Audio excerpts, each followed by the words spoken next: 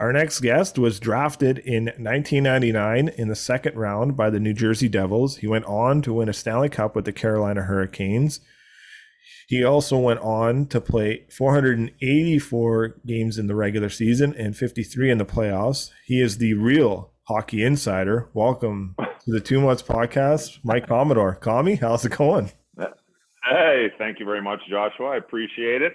1999, the worst draft in NHL history right there. But yes, it was fun. It was a good time. Thank you very much for the intro. I appreciate it. No worries, man. We appreciate you having you on. It's been one that we've been trying to get on for a while, so we're happy we can get going doing it. But I guess just kind of how are things going, with this COVID bullshit we got going on, but how are things in your world right now?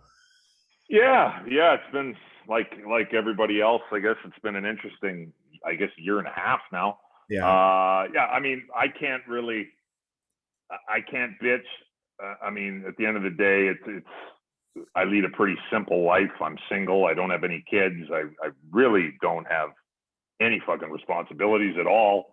So it's been pretty easy for me. I mean, the COVID thing for me is kind of messed up, when I get to see my parents, especially at the beginning. And then I guess crossing the border has been kind of a pain in the ass. But yeah, overall for me, I mean, I can't complain. I mean, I feel for people that have, kids. And I mean, I can't even imagine dealing with that kind of shit with all this COVID going on. It's been interesting. I've spent, long story short, when COVID hit, I went to Penticton because the golf courses were open there. I spent 3 months there. Then I came back to Calgary. So this is last summer.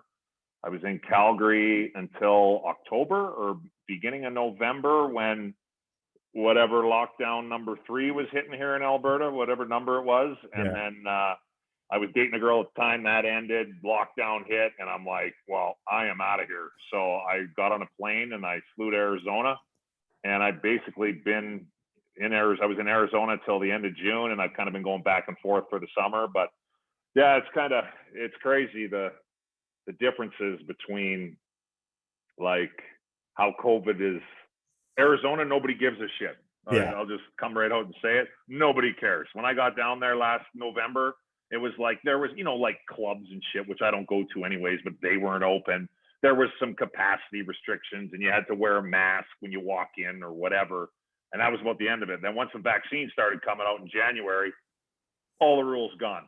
Yeah. Done. And to come back up here in June, and it's like, masks still, which it isn't a huge deal, but it's a pain in the ass. And we were talking about more lockdowns, and we got restrictions, and it's been hard for me to wrap my head around it. Just like, well, 1,500 miles south, I mean, it's the same people. I mean, we're on the same continent. We're human beings in the United States and here. We're both supposed to be first world countries.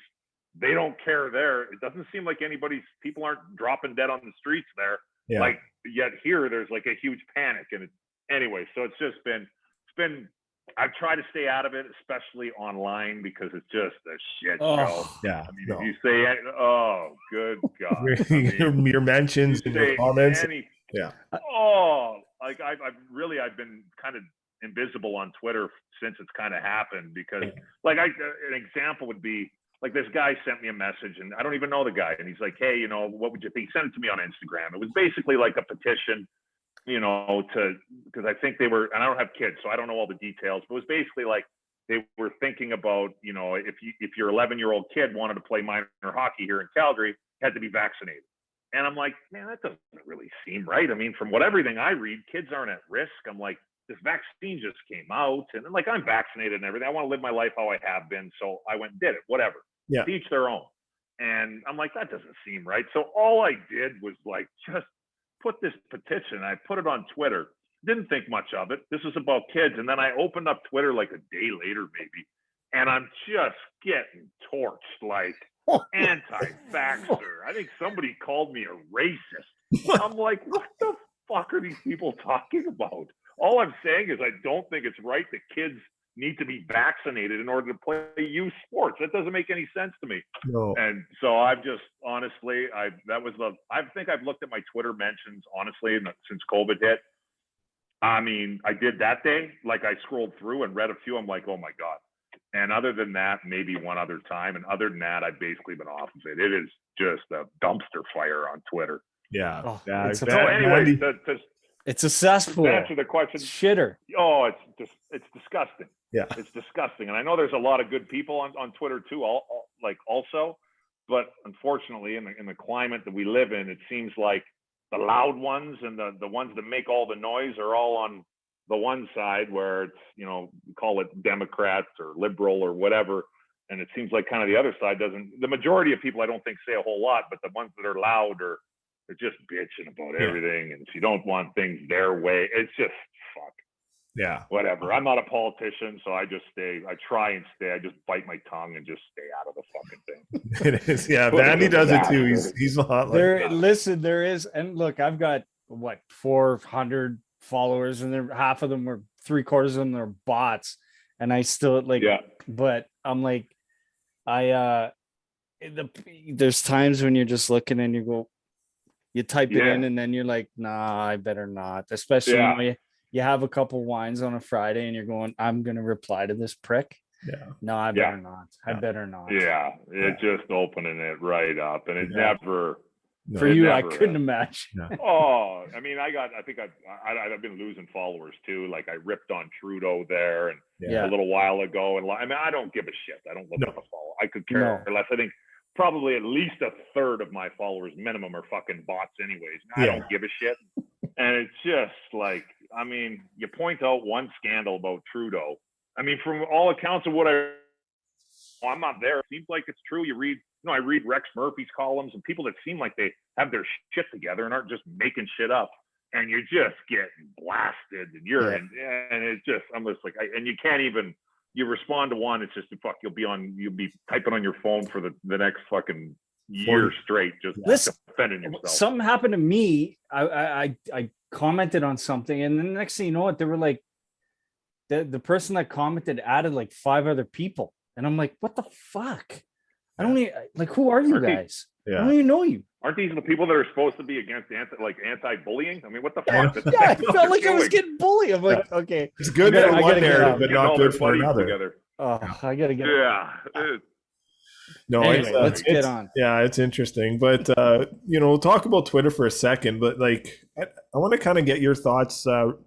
Just before we jump into things about Robert Leonard, and I was chatting with him on Twitter, and and I think what he's doing is really good. Like, I fight mental health stuff, and most of us do in this world. But for a guy that's a former player, and seeing the way the game's going and the way the world's going and stuff like that, how good do you think it was for him to come out and kind of say what he needed to say? And I think in a good way. I know some people might turn it in a different way. And he had his press conference today. But what was your thoughts on that? Yeah, so kind of like I said, like, I haven't really looked at Twitter, but I mean, that was national news here. So I saw the tweets that they put up on TV, and so I read them, and and some of the stuff, and I saw Vigneault respond to it or whatever. And no, I mean, I can't, I've been out for a while, and so as far as his, like, I guess just from my perspective, like, I really never, I can just speak from what I saw in my years when I was there. And I haven't been near a fucking NHL dressing room in a decade. So there's been a lot that's gone. The game has completely changed. It's completely different now. So I don't know exactly what's going on now, but I do think, like, I mean, I got to give him credit. I mean, it's one thing, I guess I'll just put it, like, I can kind of tie myself into, it's one thing for, kind of what I did with Babcock, and, I'm done. Like, I ain't playing in the fucking NHL anymore. That ship has sailed a long time ago. Yeah. My days are done. I wasn't looking for a job in hockey. I knew what I was getting into when I kind of went down that road. So I got to give him credit. Like, I got to say, like, if it was, if I would have still been playing, I wouldn't have said anything on Twitter about anybody or anything, to be brutally honest, unless I wouldn't have done the Babcock thing, so to speak. Yeah. So I got to give him credit for coming out and saying those things. Like, I didn't understand 100% what he was talking about. I know he's had his mental health stuff too, and I think that's important to get it out, and I'm sure that makes him feel a little bit better. And who knows, it'll probably help some guys. As far as the pill stuff, like, those pills are dangerous. I mean, for me personally, I would take the odd Ambien if when you're traveling around and you play whatever, you're playing somewhere, you got to fly, you get to the next city at 3 a.m, you got to play the next day. Like, you do need help sleeping. I mean, sleep is obviously very important.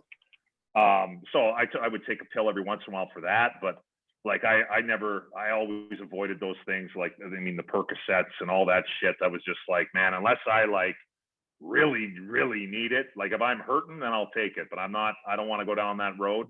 So no, I think it's good that he's outing it. I give him credit for coming out while he's playing. I mean, that can't be, would have ruffled some feathers for sure. 100%. So yeah, I mean, if it makes some positive changes, then good for him and good for the game. Yeah, no, I think that, and that's what he kind of said in his press conference today, because he had the conversation with the NHL and the NHLPA where there's good gonna come out of it. And what he said, he's like, going forward now, he's not gonna go out in the public and do this again. Like, he's gonna just fight the battle privately, which is, I think, is also good. But you know, he did kind of walk back the Vigneault comments too, and didn't. Yeah, I saw that. Yeah, so he kind of apologized for that too, and whatnot. Got spun in a different way than it did. But I think it's good, and obviously it stems, you know, his relationship with Jack Eichel, and you know how that's being handled, and it's kind of just gone on and on and on. And you know, where I come out on it is like, you just signed a 2-year with 2 TV deals in the U.S. This guy's the face of USA hockey, you know, in the US, and he's not going to be on the ice, and he might not even play in the Olympics. So I think in his way of, you know, it seems like talking to Robert Leonard, he's like, man, like this can't go on anymore. It needs to be fixed. So yeah, that's that Eichel situation. Like, I know Kevin Adams, but I don't. I mean, I talk to him every once in a while. Maybe, like, I mean, I'm talking very sparingly, and the last thing I would bring up is what's going on with the Buffalo Sabres. I mean, you're not gonna fucking share that with me. Yeah. But yeah, just from what I read and just a little bit that I hear, it sounds like just a shit show where, you know, they can't get on the same page with what he needs for his surgery, and obviously he wants out of there. And I mean, whatever it is, I mean, it's not helping anything either. I mean, obviously he's a top end player, a top end talent, and like you said, the face of USA hockey. You know, you need to get him healthy, and you need to get him on the ice. But, you know, this stuff isn't doing anything for his value, and Buffalo's asking for the world for him, right? They want everything for him, but it's like, you know, if I'm the Calgary Flames, I'm like, well, what the fuck is exactly wrong with this guy? And is he, you know, when is he going to be back, or what does he need? I mean, it just seems like a total fucking circus. So hopefully it gets figured out for the good of the game. Yeah, exactly. That shit gets old talking about it. You know what I mean? I know, and we've had so many. Well, and look, I thought about this today too, because I knew this would come up. Do you think the media has kind of spun this? I know it's he said, she said, or I guess he said, but you know, the media's kind of got a hold of this, and it's quiet, you know, off season, whatever. But you know, the media gets a hold of this, and who knows? It goes the other way, right? Goes one way with Eichel. Yeah. Yeah, you never know with the media, right? Like, I mean, they have a job to do too, right? I mean, they need they need to talk about something, right? Yeah. And like it or not, you know, like, you know, drama, if you want to call it drama, or some conflict, you know, people pay more attention usually to conflict, you know, and what's going on. So yeah, I mean, I don't know if anybody's spinning anything, or it's just way more attention, and I don't know, whatever it is, it just, well, you're the real insider though. So what's going on? Jack's fine. Somebody trade for him. Ready to go. Yeah, exactly. Back by Christmas. Yeah, exactly. Heard it here first. So, no, I think that's awesome. But you know, kind of have, you know, a little do that there. But you know, we're in Alberta. We get a lot of good downloads from Alberta here. You're in Calgary. You know, thoughts before we jump into your career, thoughts on kind of the off season that the Flames had, and you know, what do you think their season's going to look like here? You know, it's kind of tough, but it's going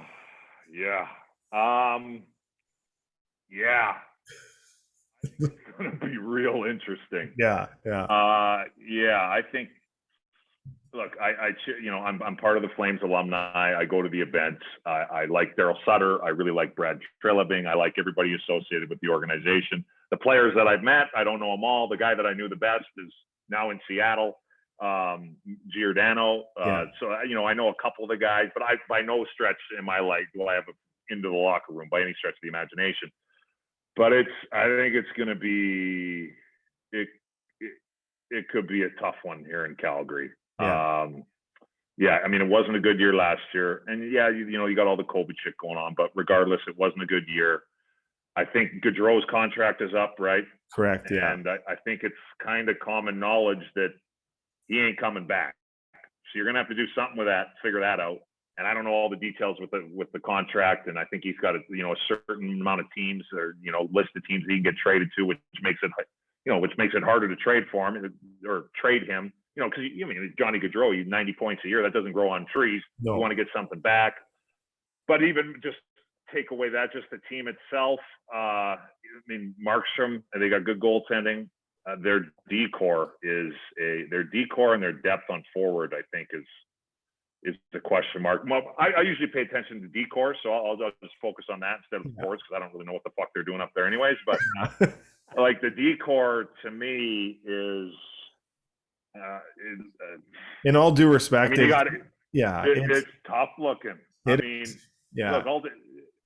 Zadorov and Gudbranson. Yeah. Look, I'm sure Gudbranson's a good guy. I don't know Zadorov, but this game is about speed. I mean, and these guys are making money. And I think they were signed on like July 1st, which is, I don't know. To me, the decor looks a little low on skill and a little low on foot speed for today's game. I don't know. If I had to, and I cheer for the Flames. I mean, I like the Oilers too. At the end of the day, I don't give a shit. I mean, I like watching good hockey. That's all that matters. And I like when both teams are good because it makes for better hockey.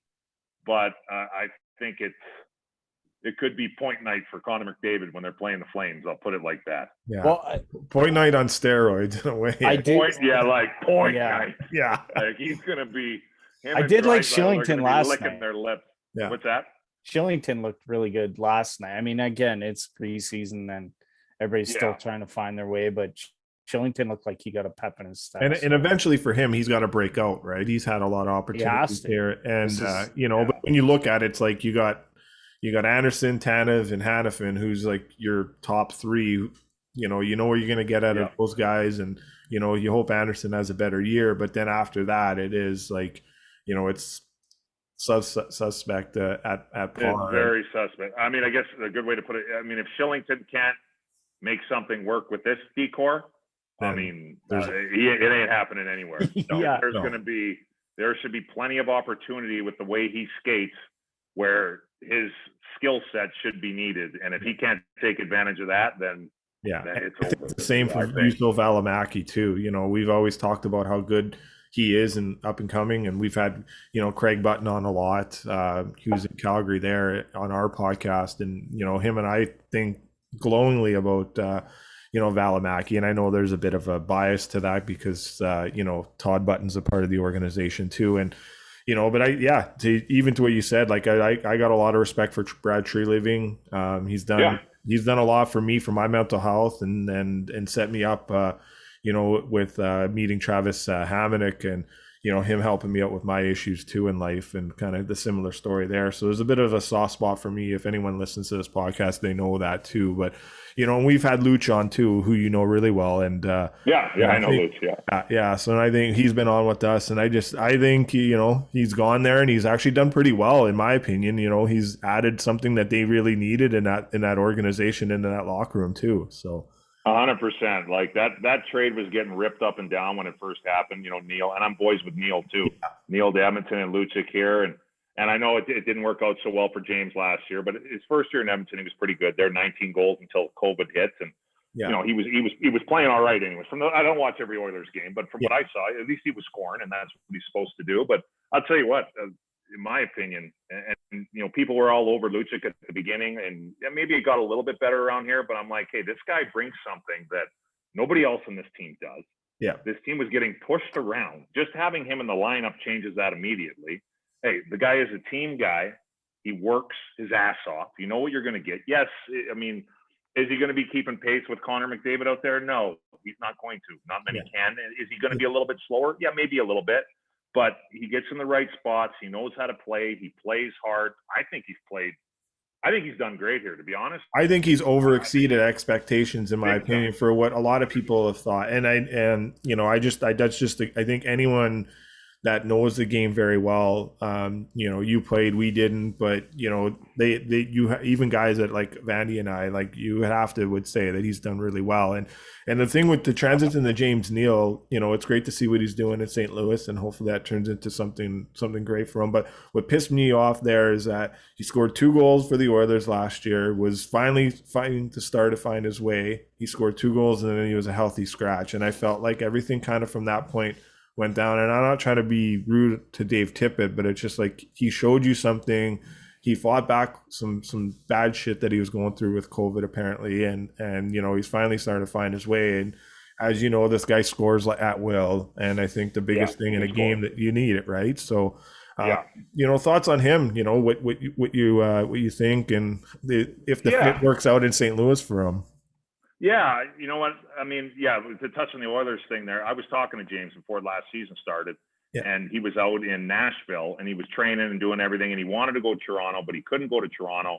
Then, now I'm going to screw this up a little bit, but it basically, like, he got COVID, and then I think he was, like, in touch with somebody that had COVID, so he had to, like, quarantine for 2 weeks, couldn't do anything, and then he could finally get on a plane to get to Edmonton. Then he got to Edmonton, and then with the Canadian rules, he had to like quarantine for another 10 or 12 days or something. So basically he was almost a month where he couldn't do anything. Yeah, where he couldn't do anything. So that's hard for anybody to do that, and then to have to go into a, short training camp and play a season. That's hard to do. As far as St. Louis, you know what? I don't really know their roster. I know he had a hat trick the first night. One of their, I guess, I'm not sure what Glenn Wesley's title is with the Blues. Director of Player Personnel, maybe, or something like that. Yeah. Anyways, Wes texted me. I was shit-faced at a member guest in Sacramento, and he sent me a message, just said the real deal. And obviously there wasn't hockey on. We were playing golf, and it was in the evening. We were in the clubhouse, and hockey wasn't on in Sacramento. And anyways, I was like, "Oh, what happened?" He's like, 3 goals. So I messaged James. He's like, "Yeah, I feel great." And threw out the tweet. Oh yeah, I did. That's right. I forgot I did that. Yeah. Back to Twitter. Yeah. And Glenn, I don't know. Glenn was like, I was like, I asked Glenn, I'm like, hey, is there a spot for him there, you think? He's like, look, I don't know, but he's like, if he keeps playing well, I guess you never know. So, but I've talked to James a little bit, and hey, as long as he can keep playing well, I mean, at the end of the day, look, he picked St. Louis, he wanted to go there for camp, and at the end of the day, if he plays well and they have a spot for him there, I think that's awesome. If there isn't a spot for him there, what he needs to remember is at the end of the day, like, hey, if you have a good camp for St. Louis, everybody else is watching. So something else could open up on a team you never even thought about, and all of a sudden there you go, and you got another chance. So I think James knows that, and he'll try and take advantage. Yeah, and there's obviously injuries along the way, and the Sens just had a big blow to their injury woes with I think it was Colin White got hurt in the preseason game, and it looks like he's going to be out for majority of the year with the shoulder surgery. So that's a tough blow there. So maybe there's an opportunity to go to Ottawa. You never know. Yeah, you never know. So, Edmonton Oilers, quick thoughts on them. They had quite the offseason too. So, you're spending some bucks there. Zach Hyman gets paid, but that we'll probably go with the defense. And Vandy has a good question here after I say this one. But thoughts on what they've done on the blue line, and Vandy, you can take it over from there after. Yeah, no, I mean, I think depth and D-line or D-core has kind of been, I guess, sort of their weakness a little bit. I mean, I'm boys with Ken Holland. I saw way too much of Ken Holland over the last 2 months. I was on about 5 of his golf trips. I will admit the first thing that came out of and I'm buddies with Ken, so this was said in jest, but the first thing that came out of my mind was right after Darnell signed. I'm like, Darnell Nurse, 9.5 for 8 years. And to me, that seemed high. And I know he had a great year last year. And I guess you're paying him hoping that he can repeat that or, come close to it and keep playing like how he has been. And I like Darnell Nurse. I think he's a good player. $9.5 million, I will say, when I first saw it, I'm like, oh my God, that's a lot of money. But hey, good for him.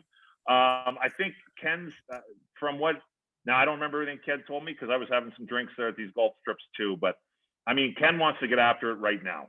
I mean, he wants to win now. Darnell wants to be there. He's a good player, but he wants him there now. Ken's only got so many years left. He's getting up there. He's been a general manager for fucking 30 years or whatever it is. I mean, he wants to try and get something done now. So I like what they did. gonna have to overpay a little bit. It'll be interesting to try and make it work. But I like it. I mean, I think the Oilers are going to give Vegas a run for first spot in the Pacific. I think it's the Oilers, Vegas, and I think the next team I don't think is very close. No. That's my opinion. Yeah, same here. Maybe the Canucks, but that's a maybe, right? Yeah, that's a maybe. Yeah, I guess if I had to pick a third, maybe I'd say the Canucks could maybe get in there. Guys, no. Jesus. No, fuck it. Vancouver finishes last. Yeah, maybe Seattle with Gio then, your boy Gio. Right? There you go. Yeah, I like Seattle. I like it better. You never know. I like it better. Go Kraken. Yeah. And Bosco alluded to it. We say it all the time. You know what that player. Rupper, our other co-host, we say what that player is going to mean to the dressing room. I've said it the minute they signed Duncan Keith, whether they overpaid or whatever they did, it don't matter. I think Duncan Keith is not only going to help on the ice, but he's going to help more off the ice, maybe alleviate some of that pressure from 97 and 29, having to be the go-to guys all the time in the room, having the rah-rah, whether that's what they do or not. I want to ask you, and one of the reasons why I wanted to get you on, other than you're a character and I love listening to you, watching you on social media, but I want to, when going back to your Calgary, you lose 2004, disappointment. You go into Carolina, and albeit they got Mark Recchi, they've got a little bit of pedigree. They got Justin Williams, these guys up and coming, but they haven't won a cup. What is your mindset going into the Carolina dressing room? That what is said what does it mean when these guys are locker room guys? They bring something to the table. Yeah, sure. I mean, go ahead. Well, first off, I should have brought up Duncan. I can't believe I forgot to do that. I thought that was, I know it's kind of gotten ripped on a little bit. I thought that was an excellent move. I mean, that's what I think the Oilers need some, like you just touched on there. I think the Oilers need some veteran guys, and especially on D. And hey, look, yes, Duncan's getting up there in years a little bit, but I'll tell you what, I don't know Duncan great, but I spent a little time with him during COVID there because he lives out in Naramata. So I went over his place and we had a beer and bullshitted and stuff. And I'll tell you what, that guy loves hockey and that guy works his ass off. Like, so yes, he's going to be, his age might be a little bit up there, but his fitness level is going to be through the roof. I thought that was an excellent move. To be honest, I thought that was their best move, was bringing him in. I mean, his resume speaks for itself. So he comes in there, and the way he goes about his business, younger guys, and I mean, even guys like Connor McDavid and stuff. I mean, they're still young, right? I mean, they're excellent players, but they haven't won any Stanley Cups. They haven't gone to the finals. Duncan Keith has done everything. So they're going to get to learn something from just, even if, and I don't know how vocal, I mean, you don't have to be vocal. I mean, even just watching Duncan go about his business. And osmosis, right? Yeah, that's it. Just pay attention to what he does. You'll learn something. So I love that move. As far as Carolina went, when we went in, when I got traded into Carolina, so in between the Flames and Carolina there was a lockout year. Yeah. And then I got traded the day of the draft. I got traded to Carolina. And to be honest, I went in there and I didn't know shit about Carolina. All I knew was that in the previous season, NHL season in 03-04, they were awful. They were one of the worst teams in the league. And then going into that year, the year we ended up winning, I think we were picked to finish like 28th or 29th in the NHL. Like, we were supposed to be brutal.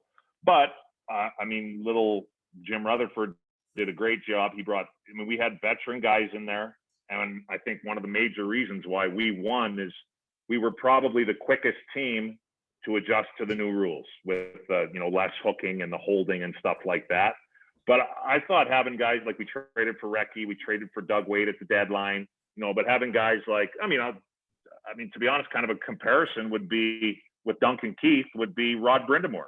Like, when I went into, obviously I'd heard about Rod the Bod, never met the guy before in my life, but you'd have to be an idiot to go in there and not pick something up from this guy with how he goes about his business. That guy, he probably would have been fairly close to Duncan's age back then it would have been mid-30s, something like that. Yep. That guy worked harder than anybody. He cared. He wasn't a big rah-rah guy either at all, but he led by example. And when he did say something to you, which wasn't very often, at least for me, but you paid attention. And so, I think the veteran stuff is huge. It's good to have.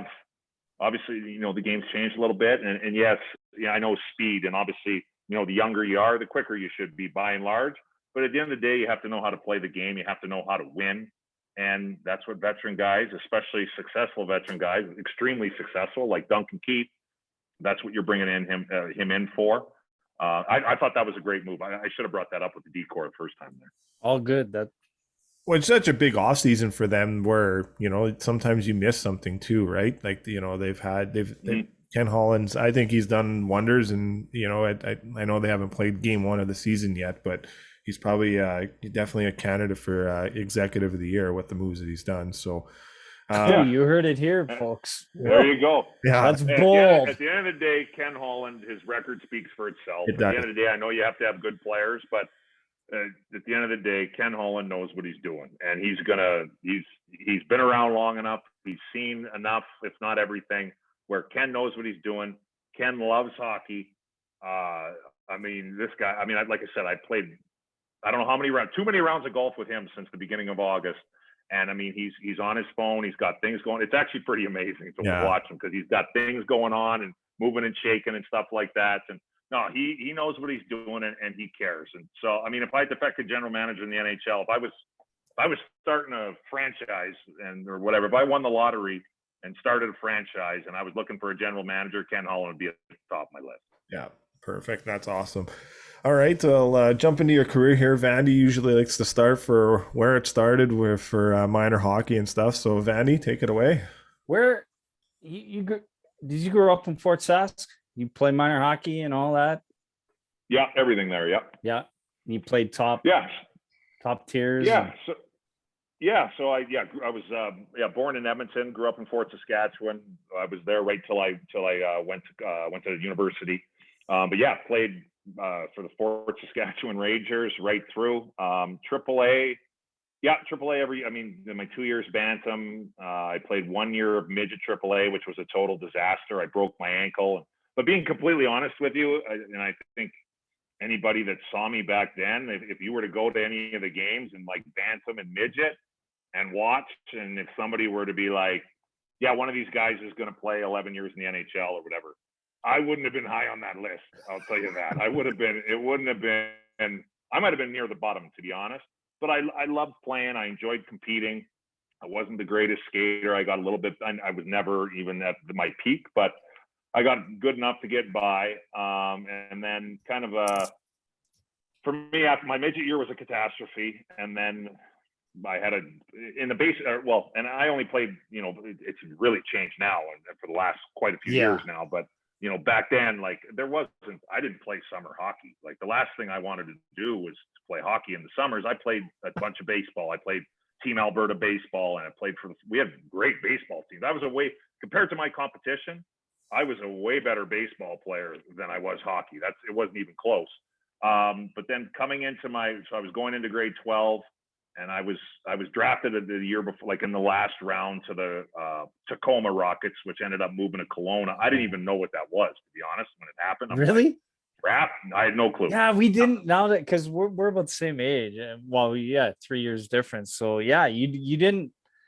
You only knew of guys that had gotten drafted after when they were young or whatever, signed or listed or whatever, right? Yeah. I remember getting like, when I was in grade 9, and somebody came up to me, a teacher came up to me and said, "Hey, congratulations, you got drafted." And I remember thinking, I'm like, what the hell is this guy drafted? I'm like, what is this guy talking about? And then, so anyways, figured it out, and Tacoma moved to Kelowna, and I went to camp in Kelowna, and actually had a pretty good camp as a 16-year-old, and I was kind of on the bubble. My parents were both in education. My mom was the principal at the high school in Fort Saskatchewan. But I was on the bubble. They're like, no, come back. Came back, did the midget year. The midget year was a catastrophe. Went back to camp the next year. The camp was always in Strathmore for Kelowna, right here in Calgary. And had a great camp, actually. And I was on the team. And then they wanted me to stay. I met with Bruce Hamilton, and we want you to stay. We want you to stay. And my parents, my dad scouts for the Regina Pats to this day. So it's not like they're anti-WHL whatsoever. Yeah. Like, but and it's changed now. Like now, you know, you play some games in the WHL, you get you get CIS. credits. Yeah. Yes, exactly. So you can go to school, things are paid for. Back then, it wasn't quite like that.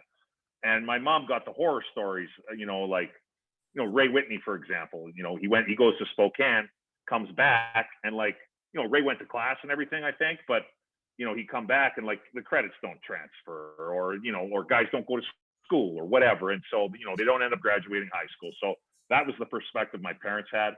So they pulled me out of there. They said, hey, look, you're finishing high school at home. If you're good enough to make the Kelowna Rockets, you should be good enough to play in the Alberta Junior Hockey League and play for the Fort Saskatchewan Traders, play there a year, finish high school. And then once you're done high school, you can do whatever you want. So that's what I did. I went and played for the Traders, had a good year there. And then you take a 180. You don't even go to the dub. No, well, yeah. So Call. I was 100%. Like, I had tears in my eyes when I left. Like, when I was on the team and I left, like, I was upset. Like, I wanted to stay. Yeah.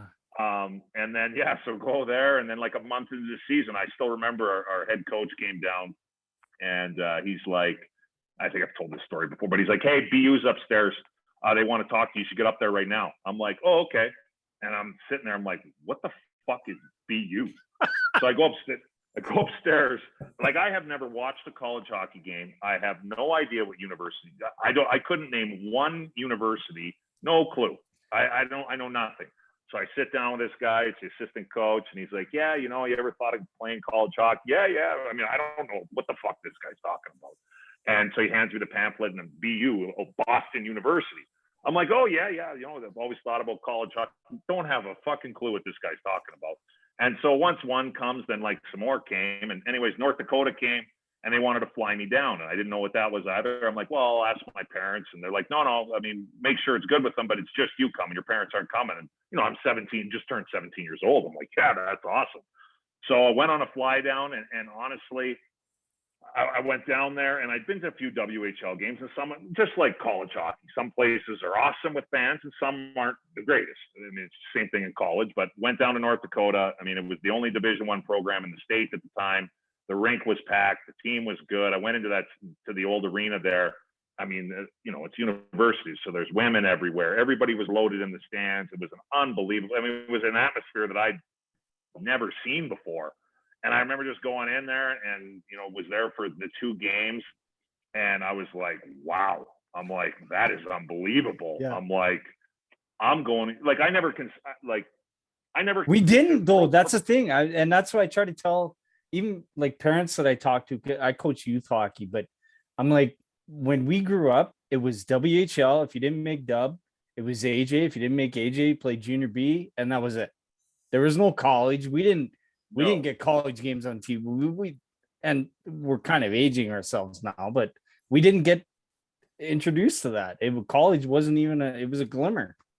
Wasn't even on the radar. Yeah. So yeah, like, and I just, like, I never, like, playing professional hockey was like not on my radar until the year I got drafted. Like, that was not even a thought. I'm like, okay, that was going to be my next question. Yeah, not even a thought. So I'm sitting there looking at it. I'm like, I love playing. I enjoy doing it.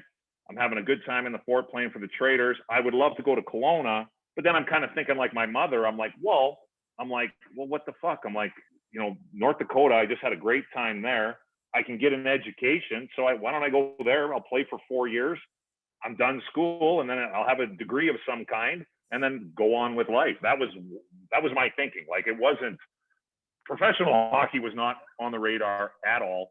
My freshman year there, like, they won, and the year before I got there, they won a national title. So I came in, and like, I was very, very rough around the edges. I'd never lifted a weight in my life. Like, I was 18, just turned 18. Well, I was 17 when I got there, turned 18 in November. And, I'm playing again. I mean, these guys just won a national title. The average age of the team was, I mean, my freshman roommate was 3 years older than I was. He was 21. And so, like, I'd never worked out. I'd never done a bench press. I'd never done a squat. I'd never done anything. I mean, we didn't work out. It wasn't a gym. Yeah. So it was like an eye-opening experience for me. And then, so freshman year, like, I dressed quite a bit, but didn't really play. And we had a really good team. And then my sophomore year was kind of when a couple of defensemen graduated. And so I had an opportunity to play and first kind of got going, and then kind of I still remember it.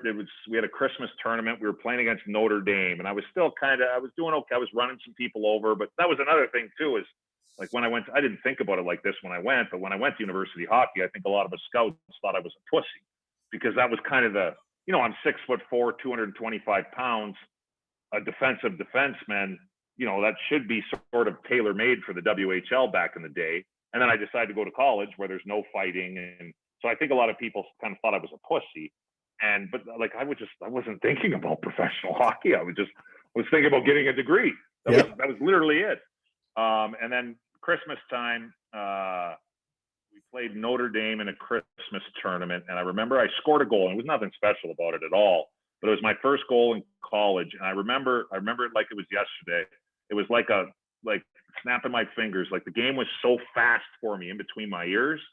And then for whatever reason, I scored that goal. And I remember from that point forward, like the game slowed down in between my ears. And then I started playing better. And then then the rankings started. And then that would be the first time once the Central Scouting rankings came out. And then I was ranked like, I forget what it was. It was like, I don't know, 30th in North American skaters. And then I was like, oh, okay, well, yeah, I guess somebody likes me or whatever. That's good. And then I went to the combine, tested for New Jersey, tested really good with New Jersey. I wasn't going to go to the draft because my thinking was, I'm like, well, I'm in North Dakota. I don't have any money. My parents are in fucking Fort Saskatchewan. Boston is on the other side of the continent. I'm like, I don't want to go to the draft, bring my parents, we spend this money to go out there. And then, I don't get drafted, or, I'm supposed to go in the second round and I end up going in the seventh or something like that. I'm like, I don't think I'm going to go. And New Jersey told me to go. They're like, hey, you have to go to the draft. And so I'm like, oh, okay. So I told my parents, they're like, are you sure? I'm like, look, I don't know what else you want me to say. New Jersey, Lou Lamoriello literally told me to go. I gotta go. Yeah. I have to go to the draft. I'm like, I think I should probably go to the draft, and we need to get there. So we ended up going. I ended up getting picked in the second round, and then played one more year at college, won a national title, and then turned pro. But it was not planned. None of this, at no point was professional hockey was not on my radar until I guess getting drafted. It wasn't even really on my radar with the Central Scouting. It was professional hockey. I guess once I got drafted, once I was there and I got drafted in the second round, then I was like, okay, maybe, somebody sees something in me. Maybe this is a possibility. Do you think going the dub route, you would have had a different path or a different outcome? Do you ever ask yourself that question? I don't. Yeah. No, that's a great question. I have. I've thought about it, and then I've had this conversation with like a few people. It comes up, and yeah, like it'd be interesting. I mean, it'd be awesome if because you would have been a stud in the dub, so to speak, right? But get maturing. You said you were rough around the edges, and it would be yeah. I mean, if I could, it would be awesome if I took the route that I did, and then if you go back in time and then try it the other way and stay in Kelowna when I'm 16 or 17 or whatever and play there. And I mean, I remember going to camp in Kelowna there. I mean, we walked into the locker room and I went in there with Todd Fedoruk and we played minor hockey together. So I was buddies with Todd. I mean, Todd was a killer. I mean, he didn't really know. None of us knew how to fight yet. I mean, when we went to camp in Kelowna, that was our first, we grew up playing. He's from Redwater, so we played hockey together in the in the minor hockey. And so there's no fighting or anything, but Todd would destroy people. I still remember to this day. I mean, his nickname's the Fridge. He was literally a fridge, and he could skate in a straight line. I mean, he murdered people. He'd hit people. I'd be like, oh my God, I hope that guy gets up. And it was clean. It wasn't dirty or anything. But yeah, it was Todd Fedoruk, Purington. I remember walking in and I mean, these guys, they ripped Purington in old English letters on his back. Scott Parker, who they had to tell at camp. They told, I mean, this guy was 6'4", 240 pounds of pure muscle. They told him at camp, they're like, hey, you're not fighting. I mean, there's kids like me there with my parents in the stands. They told him, you're not fighting anybody at camp here. Don't even think about it. Yeah. I remember in an exhibition against him, he was coming up the ice. I was playing D, I didn't really think anything of it. I'm like, well, and he kind of had his head down, and I drilled him at the blue line. I mean, I caught him pretty good. It was clean and everything, but I caught him, grabbed the puck, went the other way, and I moved the puck, take a couple strides, and all of a sudden, whack, right on my ass. He slashed me. I turned around and I'm like, oh, Jesus, I don't want anything to do with this guy. But that was the end of it anyways. But yeah, it'd be interesting. I think, taking, let's say, like, I stay healthy like I did in college. If I would have stayed healthy, I think it might have been better. This is just a guess. I think I might have been a better pro if I went to Kelowna. Yeah. If that makes sense. Because I think, like, college was awesome for me because there was, I needed to develop. I needed to get stronger. You're playing 2 games a week. You're working out all the time. There's tons of practices. And that was good for me. There's no doubt about that. But on the other way, too, with the Dub, that's more of a professional style of hockey. It's, the physical part of it with the fighting and stuff. Like, I would have had more experience with that, as I'm 17, 18, 19. I would have gotten in there. I would have learned how to, and I ended up being okay at it, but at no stretch, like, during my career, was I ever real comfortable fighting. Cause I didn't really fight. I mean, I fought in the AJ, but then nothing for 3 years. And then now I'm a pro and I'm 6'4". So the guys I'm fighting are guys coming out of junior that have been doing this for the last 4 years. So yeah, I think it'd be interesting. It's an interesting conversation. If I had to guess, I do think I might have been a better pro because I would have had more confidence on the ice with the physical stuff quicker, if that makes sense. Yeah, it does. So, yeah, it definitely does. But Why? You made it either way. It don't matter. Yeah. I'm not complaining. That is a great question. I have thought about that and I've talked about it. I'm like, man, I wonder how I've always wanted that because we have that, we've talked about it. I talk about it with Rupp and Brody, which way's best for kids. And it doesn't, I think we talked about it on the podcast, which way is it college, is it junior A, is it whatever. And, it's just development wise. I think it depends on the player, right? You were destined. The way you said it, you were destined to play pro anyway. Yeah, it worked out. It is interesting though. I think, I think back then, I won't speak for right now because I don't have kids. I'm not really involved, but I think back then, I would say that if your goal, if you were a top end, high end talent and you had professional hockey on your mind, I think the WHL was the way to go. Yeah, I think if you were 100%, if you weren't a top end guy or whatever, and weren't, maybe a late bloomer or whatever, then I think university hockey probably would have been a better way for you to go. I think, but at the end of the day, I think it's a case by case. There's a million different variables that go into it, right? Yeah. You go to the Dub. Your coach better like you. You need some luck no matter where you go. So yeah, it's an interesting question for sure. Yeah, no, it is. It is for sure. So you get drafted by New Jersey. How was that? Playing for Lou Lamoriello, another great general manager. But how was your time in New Jersey that you felt like it was? It was good. It was awesome.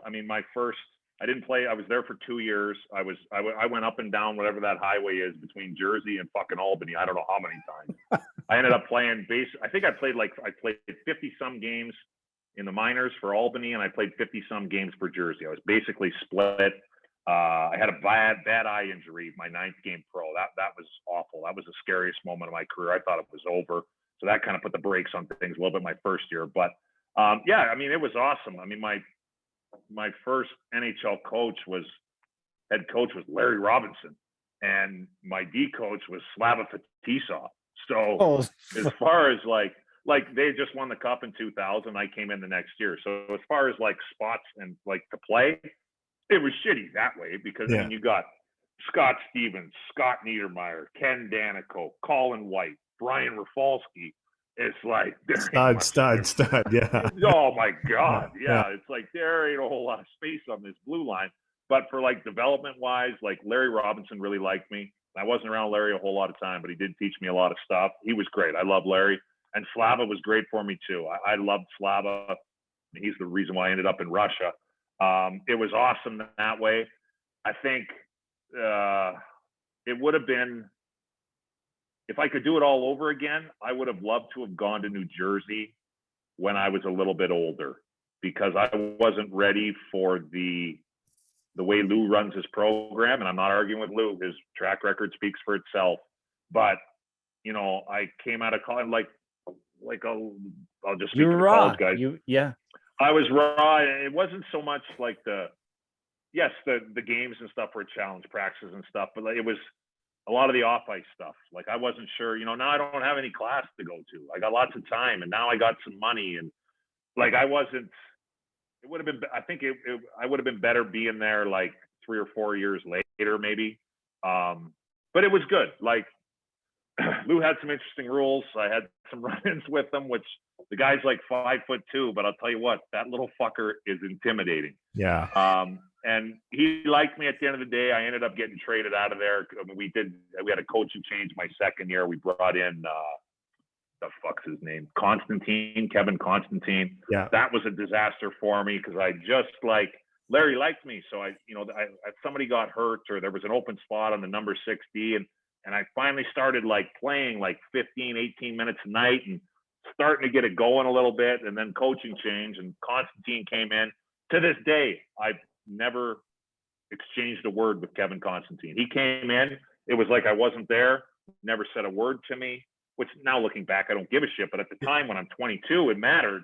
I'm like, now I went from playing 15, 18 minutes a night, chop, done, press box, no explanation, no nothing. And I didn't handle that properly, and that ended up being the reason I missed a curfew in Atlanta and had a few drinks, and Lou found out about it because I came home, and my motto was, if you're going to miss curfew, don't miss it by 10 minutes, miss it by 3 hours. Yeah. And that's what I did. And the bellboy remembered me because I had red hair. Lou checked in because he came in late. Oh, you seen anybody anybody come to the lobby? Yeah, some big guy with red hair. Busted. And then I was out of there at the end of the year. So it was a good experience, though. There are obviously some things that I'd like to do differently, but overall, it was a good experience. And some of my buddies to this day are from those 2 years in New Jersey. So it's good. Yeah, no, his stories are interesting. Like his rules, you know, even like he would get a goalie stick and give it to the guy at the desk and be like, hey, like, you know, because hockey players will sign anything. So he's like, yeah, get these guys to sign it after 10 o'clock or. Yeah. Oh, yeah. Oh, who would the next day. Oh, who missed curfew? Yeah. He would do that? Yeah, that was one of the things he would do. Yeah. Oh, yeah. It was amazing how, like, horrified, like, especially looking back now, like, you know, they had just won the Stanley Cup in 2000. I mean, this was a veteran team. Yeah. And, you know, like, and the young guys, like Scott Gomez, rookie of the year, awesome player, had a great career. And, like, it's amazing, like, looking back every once in a while, I think about it, and, like, guys were horrified of him. Like, it was like, ooh, lose around. Like, it didn't matter who, like, except maybe, like, Brodeur and Scott Stevens. But, like, everybody was like, oh, lose here. And it was like walking on eggshells. And I'm like, Jesus, really? Like, looking back, but I understand. Like, I do get it. Yeah. But that guy, he rules with an iron fist. And like I said, you can't, probably the proudest moment of my career would have been, I would say, yeah, it was the proudest moment in a little 2-second being proud. Probably the proudest moment of my career. So I got traded out of there, went through some things or whatever, and then ended up in Carolina. And when we went into the playoffs, we played New Jersey in the second round. And New Jersey they had won like their last 12 games of the regular season. And then they swept the first. They were on like honestly, it was like I want to say it was like a 15 or 16 game winning streak. It was over 10, whatever it was. Yeah. They'd won a lot of games in a row. Yeah. So we were an underdog. We were the higher seed, but we were an underdog coming into that series. And we beat them in 5 games. And so Lou did his like coaching thing where he came down and coached again. So he was coaching the team.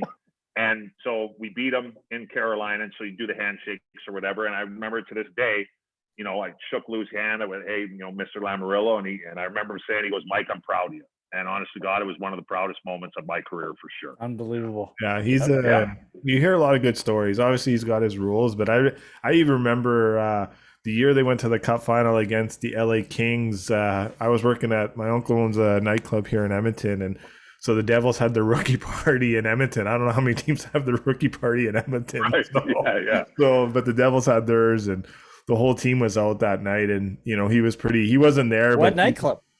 The Ranch Roadhouse. So Oh yeah. Tommy had a few in ones. Yeah, I've been in there.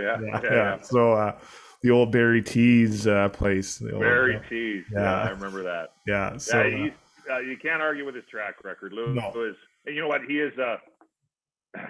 He never forgets anything too. At the end of my career, like you get bought out by Columbus, or that's a total shit show with Scott O'Neill, and anyways, I'm looking for somewhere and looking to go somewhere, do something. My agent calls New Jersey.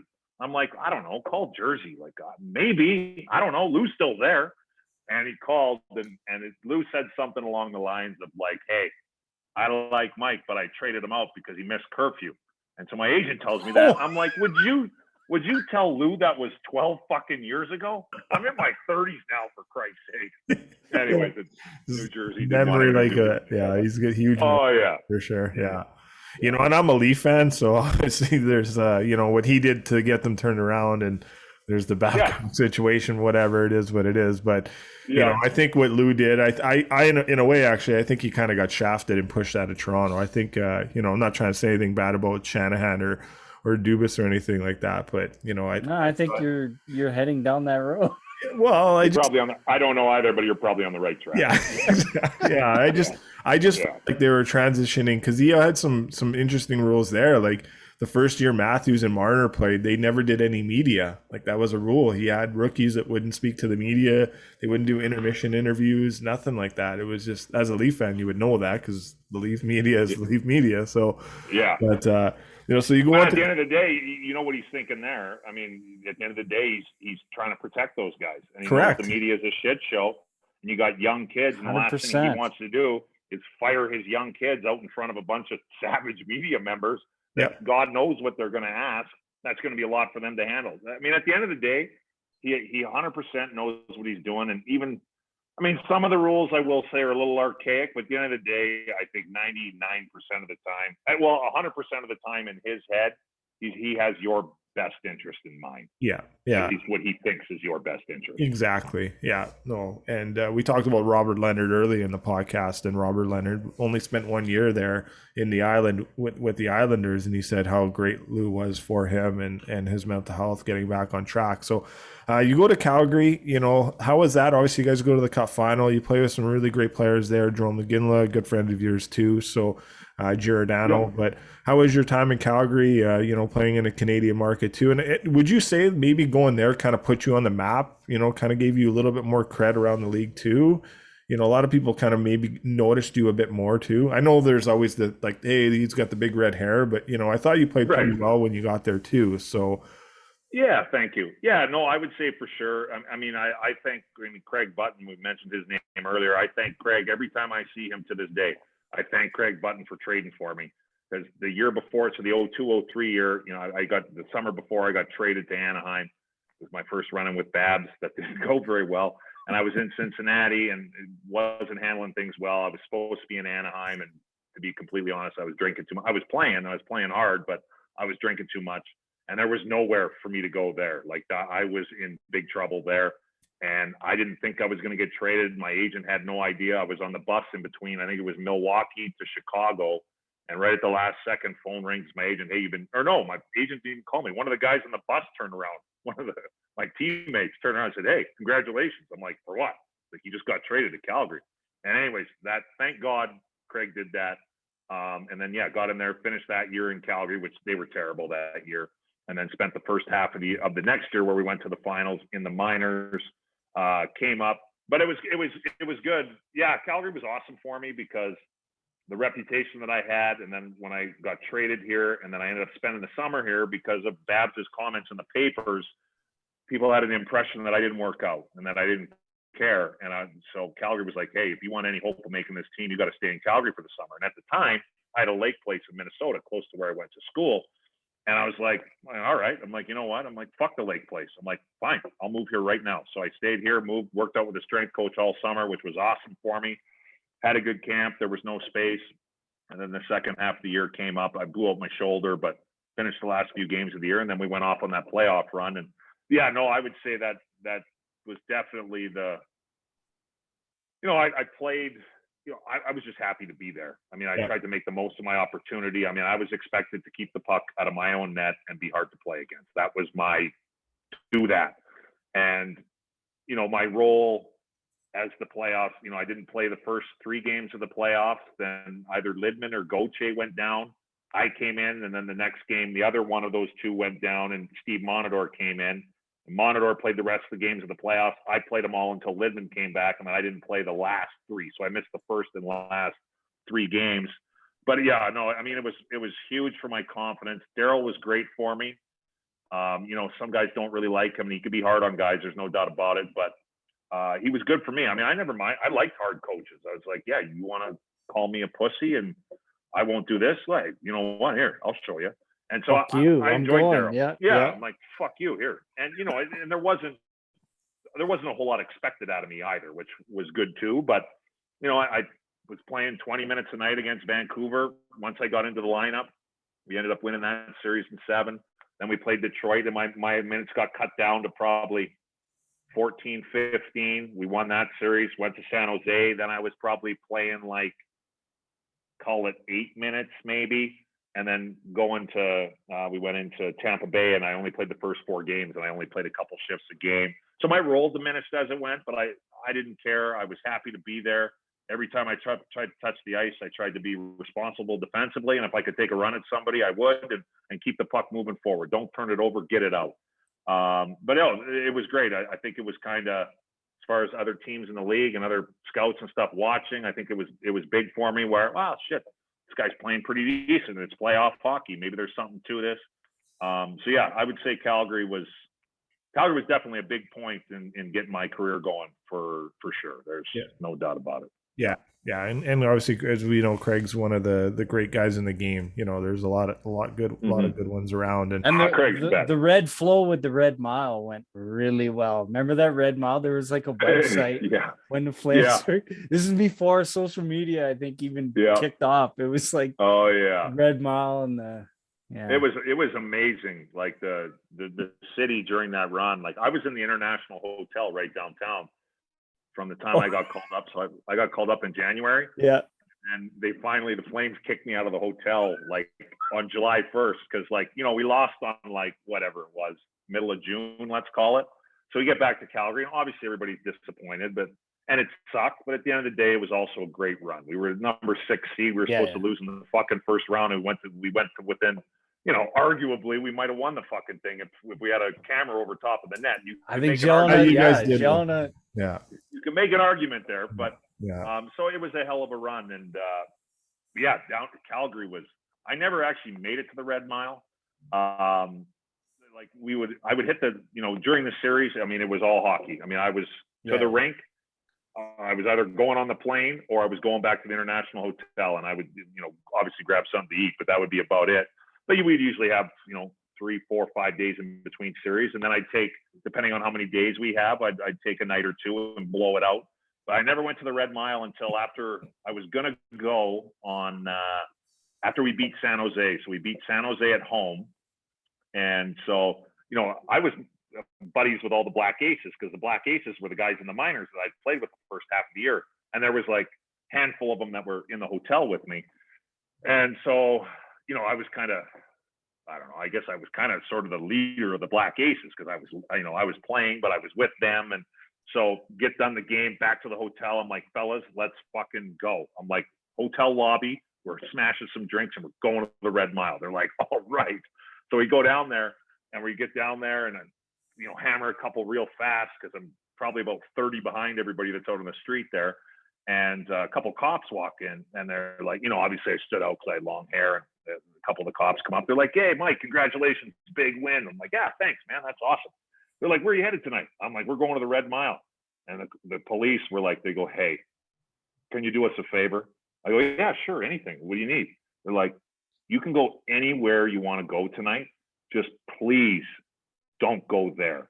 I'm like, what? Oh. They're like, you're going to show up there. You got your long hair. You look like the fucking clown. it's going to cause a riot. Everything's nice and it's good. And we don't need more action out there. Can you please just go anywhere else? What? So I'm like, fuck. I'm like, all right. So I went to Cowboys. Yeah, next best I'm not thing. crying. I mean, it was fine. Yeah. But yeah, I never got to experience, but yeah. In the dressing Oh, room and shit. stuff, we were talking about it, like the whole playoff run, like they had those, the website there and like girls flipping up their like we shirts. used to, after every game, me and a buddy, we were on the order desk at our company and what's the red mug up for picture? Oh, 100%. Yeah, you weren't the only one. Everybody in our locker room was too. I'll tell you that right now. Yeah. we were like, oh, look at this. Yeah. The computer in there. Yeah. Yeah. It was fun. Yeah. Awesome. Get that kill count up, as Scotty Upshot likes to talk about. Yeah. Oh, yeah. Yeah. He likes that. Yeah. That's right. So you go to Carolina, you win the Stanley Cup. We kind of talked about it earlier, but I guess talk about that series you guys had with Edmonton. As Oiler fans, they say if Dwayne Rollison didn't get hurt, they would have won the cup. But your rebuttal to that comment that most Oiler fans would have, Andy shaking his head. But Sure. How did that go? And did you guys see that being obviously was a big momentum thing for you guys, but still went to Game 7. So thoughts on your guys' thought process in that series when that happened? Yeah, from our end, we knew it was going to be a tough series.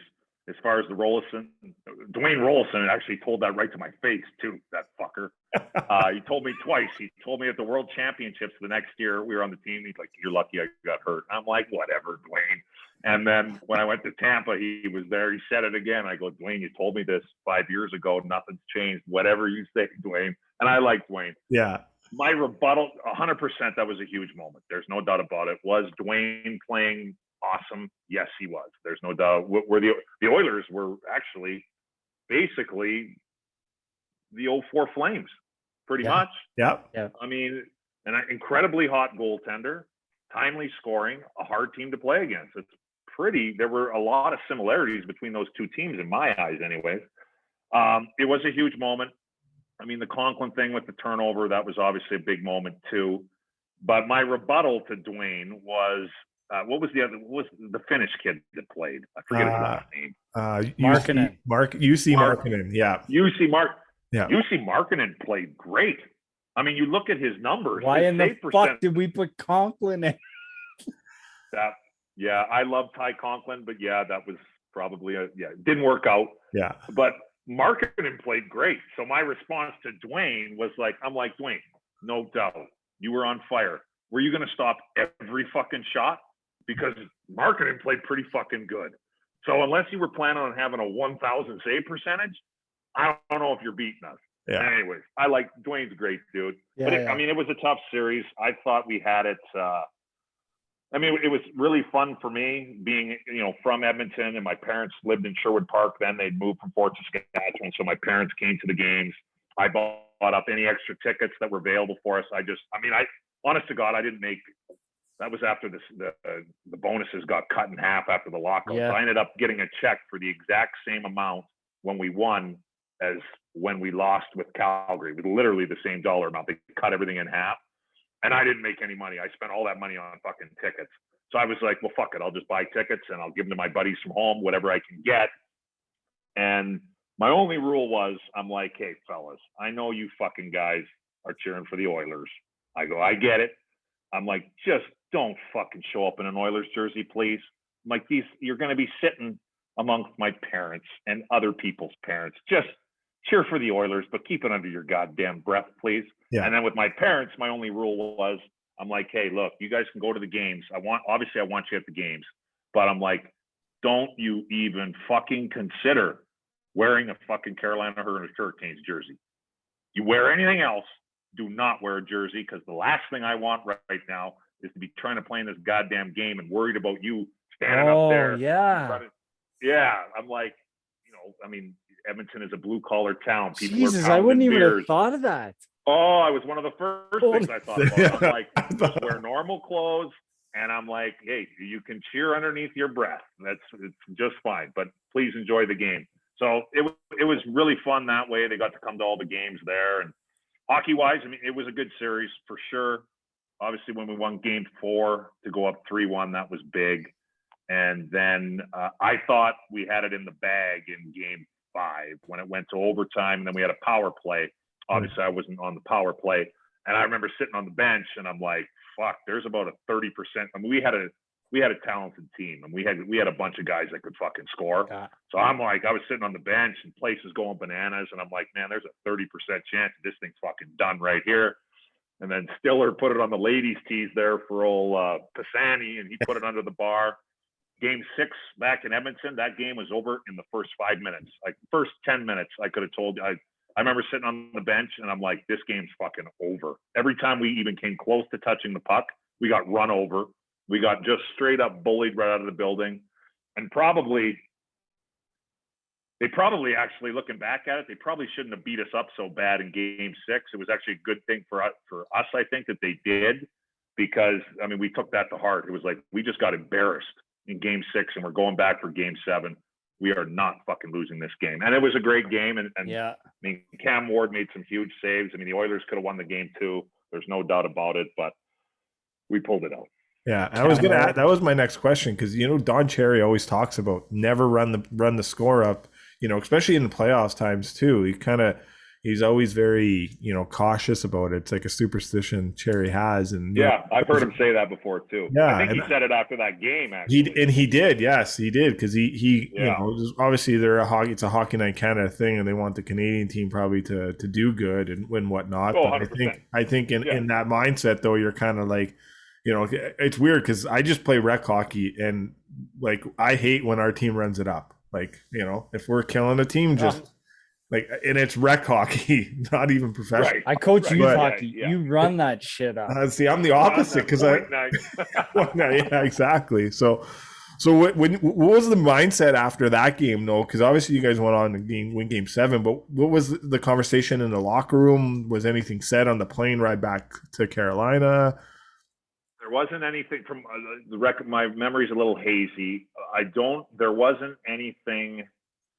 I think Rod said something. I think Rod said something after the game. It was very short. Yeah. And it was something like, we're winning at home. It was something along those lines. There was nothing said on the plane ride. It was quiet. Like there was a lot of, that's a long ass plane ride too. And it was quiet. And then Rod said something, I think it was before game 7. Rod wasn't I love Rod. Rod's the man. In my opinion, he should be in the Hall of Fame. Rod never said much, but he made it abundantly clear that we need to be fucking ready to go, and we're not losing this fucking game. I mean, it was basically, I can't remember word for word, but it was something along those lines. And that's the one thing about having I actually like the leaders of the team if they don't talk all that much. If you got a guy that talks all the time, sooner or later you start tuning him out. When you got a guy that leads by example and doesn't talk a whole lot, when he does actually say something, you fucking pay attention. So yeah, that was we were ready to go for that game 7 for sure. Yeah, we were ready to rock. But I mean, it was probably the coolest game. Even like obviously the result was awesome, but take the result out of it. It was an amazing game as far as like, we're in Raleigh, North Carolina. So, it's basketball and football country, college sports, but man, they love the Hurricanes. Don't get me wrong. Not all of them know exactly what's going on, but they treated those home games like a college football fucking tailgate. So by the time it got to game 7 of the finals, like they knew what they were doing. Yeah. Noon, yeah. Oh, they knew what they were doing. Like, I'd be leaving after pregame skate. In game 7, I remember leaving, and the parking lot was fucking packed. I'm like, holy shit, the game doesn't start for 7 hours. And so pull back in. I mean, they were ready to rock. And the rink was, it was slammed for warmups, obviously. It was loud. And then Aaron Ward scored a couple minutes in. Yeah. I think it was in the first 5 minutes, I think. Yep. And they stood up. And they did not sit down for the rest of the fucking game. It was pretty cool for sure. Yeah. And how was your Stanley Cup day? How special was that? Did you bring it back to Fort Saskatchewan, obviously Edmonton area and all that? How did that go? Yeah, it went good. It worked out pretty good. Like Ray Whitney was on the team, obviously, and Ray and I are both from Fort Saskatchewan, so that was cool. So we ended up pooling days together. Ray and I talked, and I'm like, No, Ray's like, why don't we try and get our days together? And I'm like, Ray, we'd be crazy not to. I mean, the less that thing has to travel, the more time we have with it. So yeah, it was cool. We went out. Long story short, we flew out on a Friday night. Friday was Doug's day. This was like middle of August, third week of August, something like that. Doug had it in St. Louis, and it was supposed to come in the next day on a commercial flight. It wasn't going to get to Edmonton because you got to connect right from St. Louis. It wasn't going to get in until like 2 p.m. So Ray was like, fuck that. He goes, let's get a plane and let's go get it. You want to come? I'm like, yeah, I want to come. I'm like, you're paying. I'm like, I ain't paying. Fuck, I've been in the league for 15 years. Yeah. I just got my first 1 week. I'm making league minimum here. I'm like, I'm not paying. He goes, I got it. So Ray and I flew down to St. Louis. We went to Doug's party, which was awesome. 6 a.m. rolled around. We're like, Doug, hope you had fun. We're out of here. Grabbed the cup, jumped on the plane, flew back to Edmonton. Ray had like kind of his family time with it. So now it's Saturday morning. Ray had his family time. Then he had like a party out in Josephburg that night. I went to that party. And then the next day we took it out to Vancouver Island. Ray was involved in the golf course. We buzzed out there quick on the plane, flew back. And then my kind of official time started at noon on the Sunday. I had like, I don't know, probably 10 buddies from home. At my parents' place, I rented a party bus. And my thinking was, I was like, we could have a good time in Edmonton for sure. But I'm like, we just beat the Oilers. I'm like, I don't, I live in Calgary. We just beat the Oilers. We're going to be hammering drinks. I'm like, we're going to go to Calgary. It's just going to, I don't want, the last thing I wanted was, we're out at night getting after it. Right. And then somebody says something to one of my buddies and my buddy flies off the handle. I'm like, fuck that. Let's go to Calgary. We'll be in good shape there. So we did a pub crawl down to Calgary, hit a few spots, and then we had to bring it back the next morning for Cam Ward. He had his day in Sherwood Park, and then I had talked myself into, when I was in college, the Dallas Stars won, and Ed Belfour went to the University of North Dakota, and he brought it back to North Dakota for a day, and I was there then. And I thought it was cool that he did that. So I always thought, I'm like, once I'm like, wow, I'm like, if it ever happens, I'm like, I'd like to do the same thing. So I talked to the University of North Dakota. I'm like, hey, look, I'd love to bring it. I talked to Carolina. They're like, we can give you the day on Tuesday. And so UND is a big flight school. It's a huge pilot school, aviation school. So I'm like, hey, I want to bring it here. We could do a thing at the rink, but I'm like, you guys got to send a fucking plane. That's the only way this is happening. So a dude was a pilot. He had a bunch of money in a plane, flew out, picked me up, grabbed me and my parents. We flew out to North Dakota.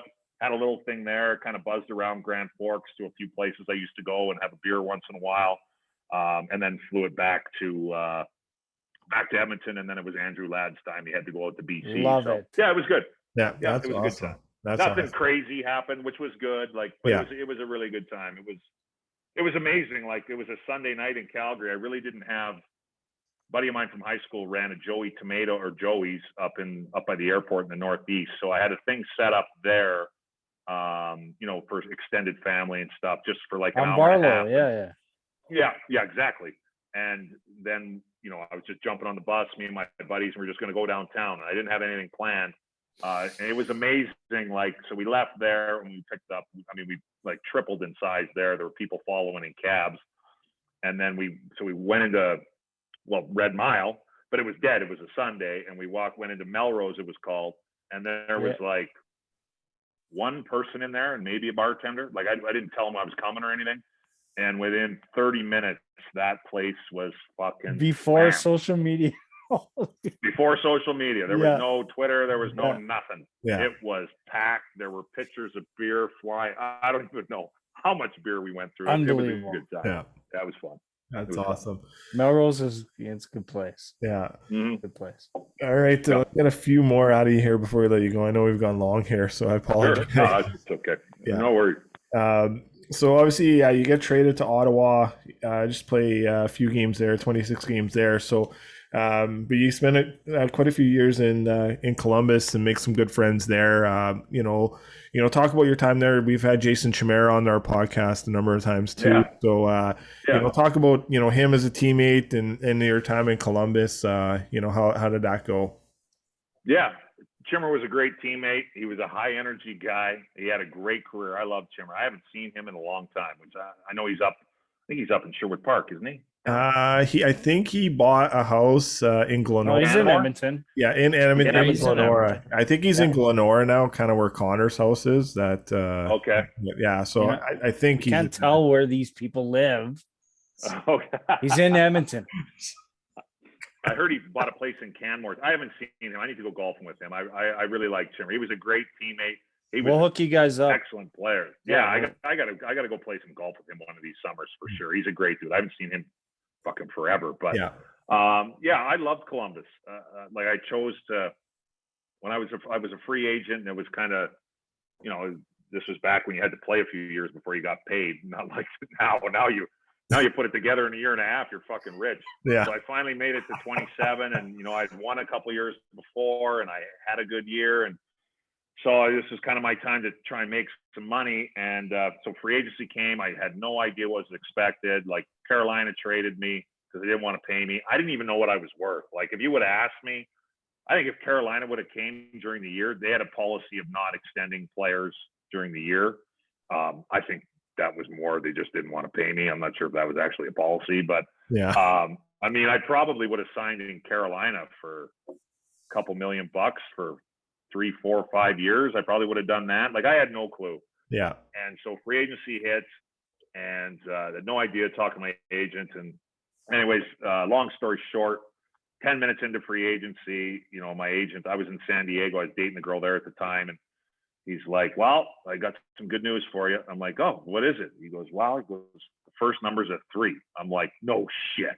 He's like, yeah, it's a 3. I'm like, how many years? Like 2? He goes, it's going to be at least 5.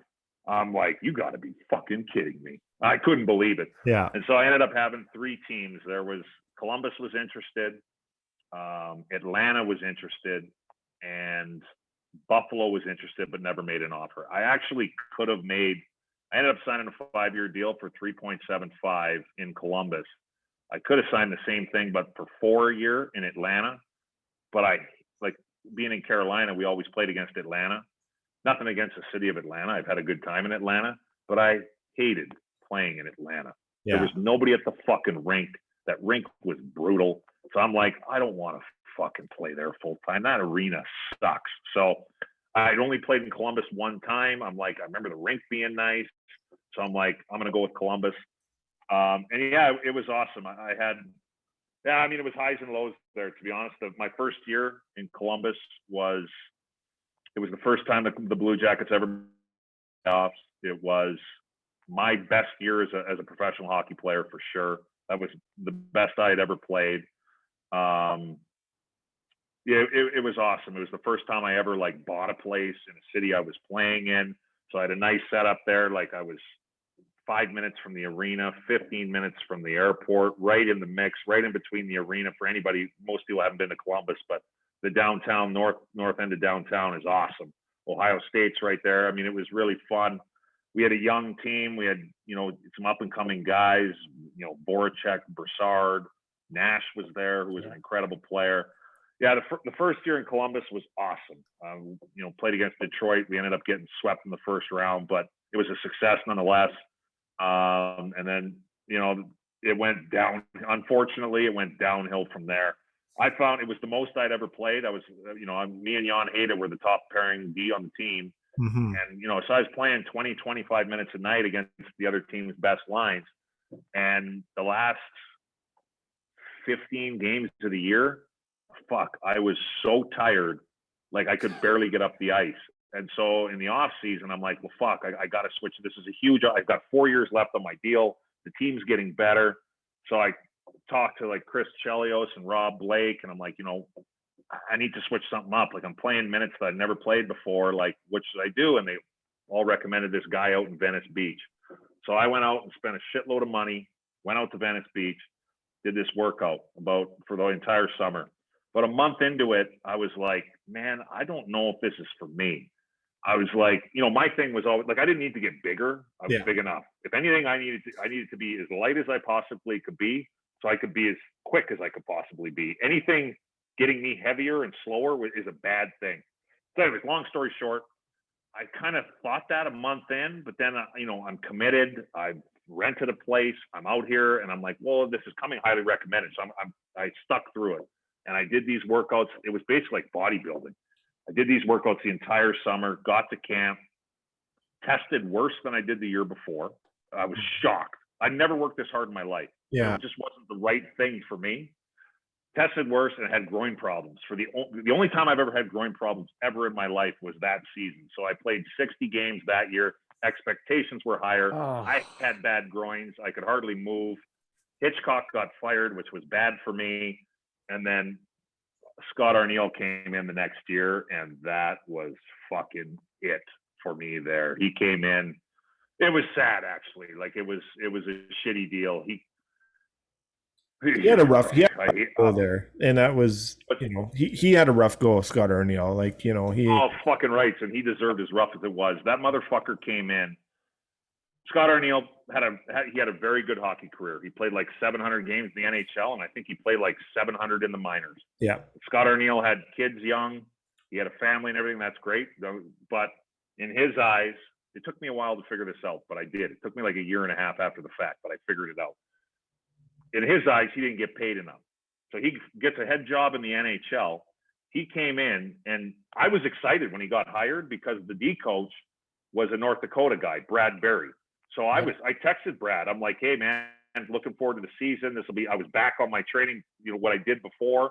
I'm like, hey, looking forward to it, this and that. And I could fucking tell right away. Not right away. Probably by the end of training camp, he came in, and his attitude was like, I'm going to get fucking even. Like, I didn't make the money that I thought I should have when I was playing. Look at these fucking guys now. And so who's going to be the fucking number one target? Well, I'm the highest paid defenseman in the organization. I'm 30 or 31 years old, and I'm fucking single. Yeah. So so I was scratch. I mean, it was a disaster. And then I was got there middle of the year, and fuck, I haven't been back since. Yeah. So I really enjoyed Columbus. When anybody asked me like where my favorite place to play was, I mean, every place was good. Don't get me wrong, but like when you bring it all together, like as far as like city, and a lot of it has to do because I like actually was set up there, like I had a place and everything. Yeah. I loved Columbus, Ohio. If Columbus, my son's a Blue Jackets fan. Don't ask me how or where or what. That's pretty rare out here.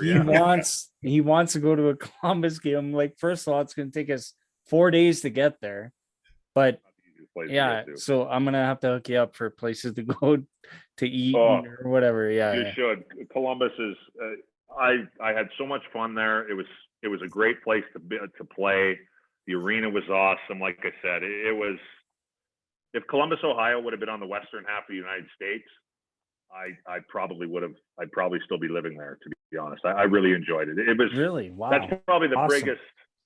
biggest downer of my career. I would say the most like disappointed I've been is when, you know, I was halfway through my 5-year deal there, when things went sideways there and it was done. That was probably the most disappointed I was in my career, because that was something that I really thought that we could make work, and I really, really loved it there, and I tried to make it work as best I could. It just didn't work. Yeah. And we've had, like, I know it happens. It does.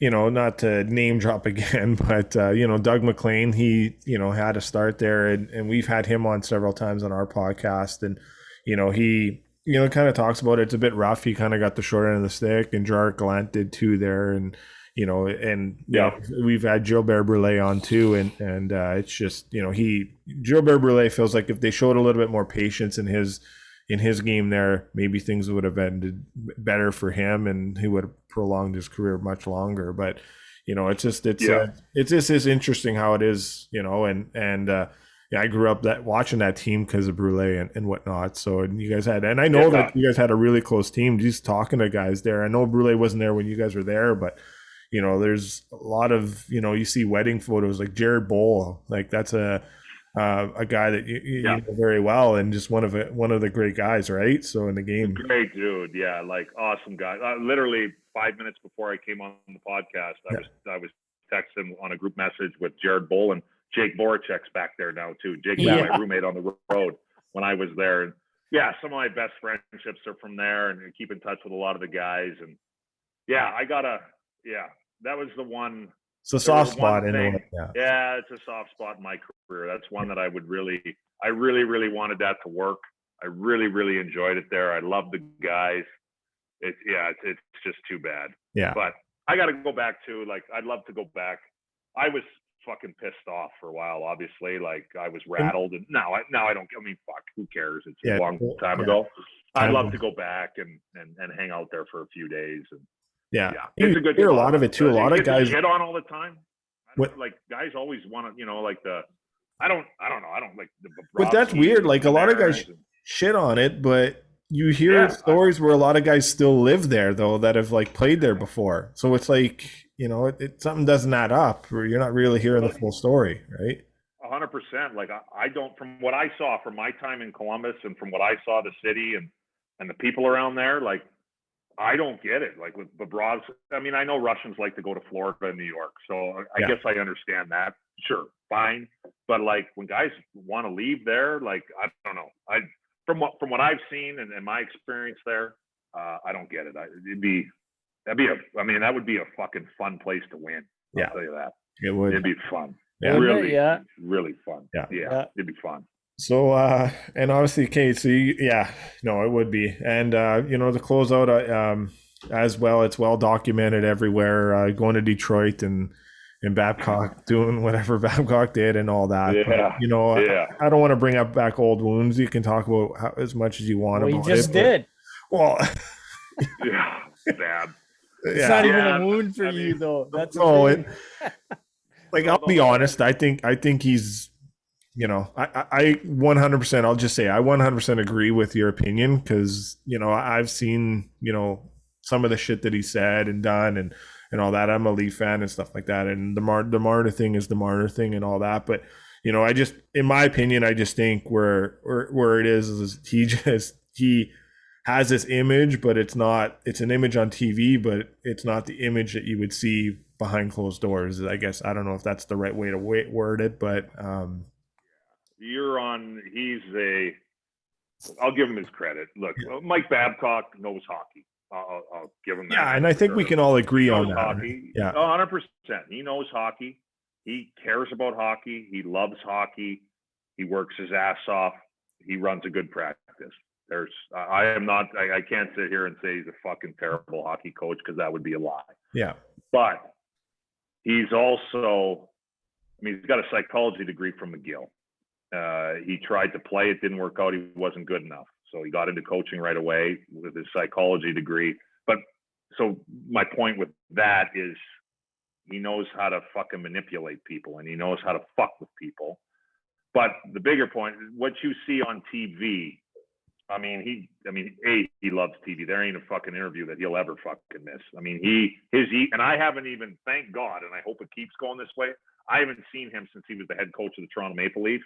Thank God, because his ego would have ballooned when he got that job. National TV, in professional hockey, what's the biggest coaching job? Yeah. Coaching the fucking Toronto Maple Leafs. Yeah. I guess you could maybe make an argument of maybe the Rangers in the U.S., maybe, but no, it's the biggest job in hockey is the head coach of the Toronto Maple Leafs. That's end of story. So his head his ego on national TV, interviews every day. But he's a fucking terrible person. Yeah. He is a bad fucking person. He treats people like fucking trash. And that doesn't even have anything to do with me. Like, honestly, up and down. Honestly, and down, like ushers in the arena. Yeah, it I doesn't. wasn't even in Detroit for very long. No, I know, but that's a thing, is like more. It's like getting to do this podcast. I've been very fortunate enough to get to meet some players and meet some media members and whatnot along the way. And it's just, I guess at the end of the day, it's, you just don't hear a good story about him. You hear, just what you hear is what you hear. No. And, and obviously I know he tried to do the, re-image myself, Mike Babcock tour BC. And I don't think that went very, my image. Yeah. And well, you burn that many bridges. If you burn that many bridges, you can't. It didn't do him any good, right? And then I know he went back. A tour ain't gonna help you. Yeah. Go ahead, Coffee. He's so arrogant that, like, when he was doing his Rehab My Image tour, and I sent a couple tweets about like what, and like I didn't even really have to say anything, because every time he opened up his mouth, it was like he couldn't help himself. It was like there was no like, hey, you know what? Like if he would have came out and been like, hey, look, like, yeah, you know what? I 100%, I made mistakes.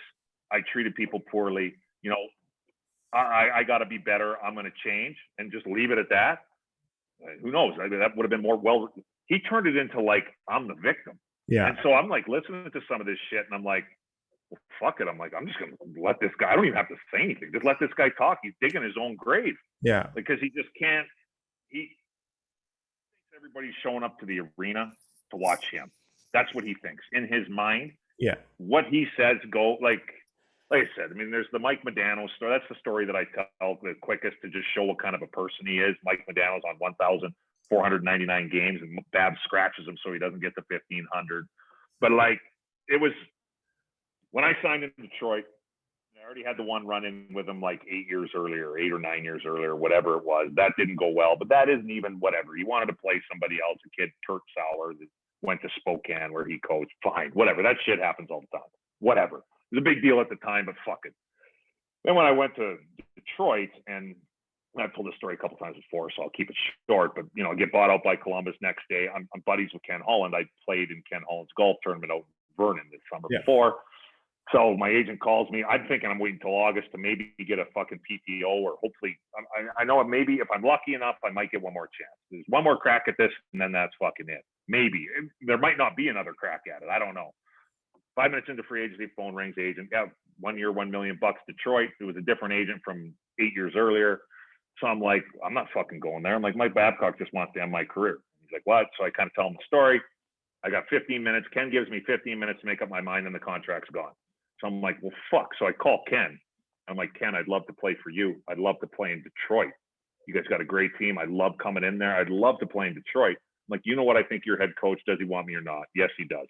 Give me his phone number. I call Babs and flat out ask him. I'm like, hey, I go, do you want me on your hockey team or not? Yeah.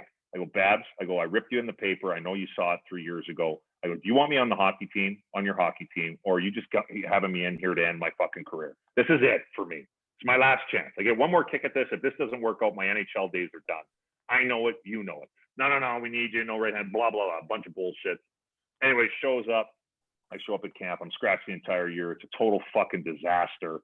But when I went in there, I was like, so I showed up. I'm like, okay, I'm like, this motherfucker, I'm showing up like in as good a shape as I've ever fucking been in. So I usually played at like 230. I showed up there at 224. I was fucking ready to go. I'm like, I need to make the most of this. I don't need anything special, but there was a couple defensemen there that I'm like, man, I think I'm fucking better than them.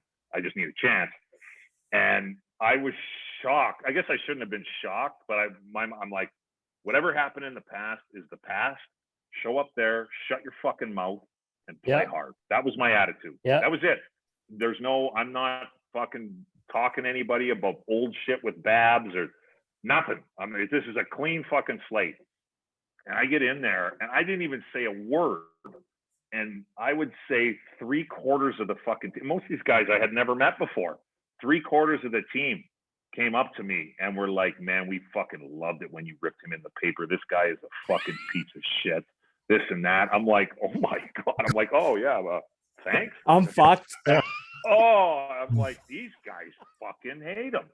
And it's like, and then, you know, people that rip me on Twitter or whatever, are like, oh, you fucking hard coach. It's not about that. Daryl Sutter was a hard coach. Like, it's not about that at all. But he was a terrible fucking human being. Yeah. That's what it was. It wasn't because he was hard on players. It wasn't that at all.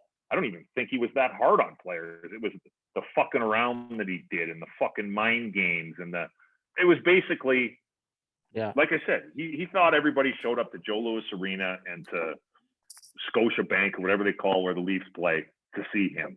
Yeah. That's what it was. And yeah, it's unfortunate. Yeah, but yeah, no, yeah, fuck him. Yeah, no, I tell you what, I don't like seeing people get fired, and people fuck up and everything like that. I get that, but I'll tell you what, with that guy, fuck him. That guy made his money. He got all his fucking opportunities. He's got his fucking gold medals. He has a Stanley Cup. I'll tell you what, as far as I'm concerned, fuck that guy. yeah. I hope nobody else. There's other coaches out there that people can fucking Well, hire. I just Fuck think it, and that's what I was going to get to. I think when you're out of the league for such a long time, I think that kind of just you just kind of get passed up or forgotten about, and you go off in your sunset. I know I don't know if he's got two more years left on his ticket with the Leafs or whatever, but it'll be interesting to see how it works out, because like he's still getting paid $6 million or whatever by the Leafs. Correct. So, yeah. And if anybody wanted to sign him, they got to pay him market values. They're gonna have to pay him $5 million of that. How many teams are gonna want to do that? No. It'll be. I mean, obviously, I'm on one side of the fence. I hope he never gets another fucking. I don't think he deserves another job in the NHL. That's just my own personal experience. It'll be interesting to see.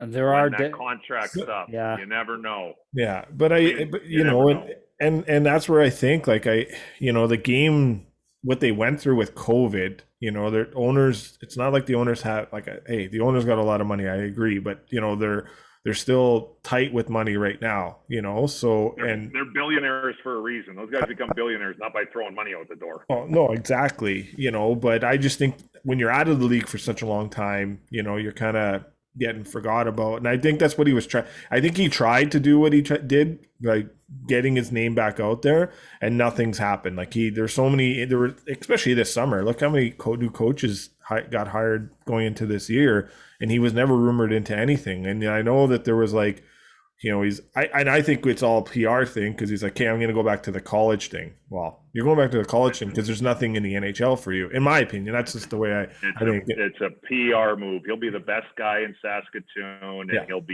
he'll go out of his way to fucking the players and to treat them it's all a fucking PR move. Yeah. I will say, at any point when and it ended up being kind of a lonely battle there for about 6 years on Twitter. I'm like, God damn it. I'm like, I know everybody fucking hates him, when somebody's backing me up a little bit. And it took him getting canned in Toronto for a few people to say something, but it was a lonely battle for a while. And to be honest, it did get tiresome after a while. Cause I'm like, do I hate Mike Babcock? Yes, I do. Yeah. Do I hope he gets another job in the NHL? No, I fucking hope he doesn't.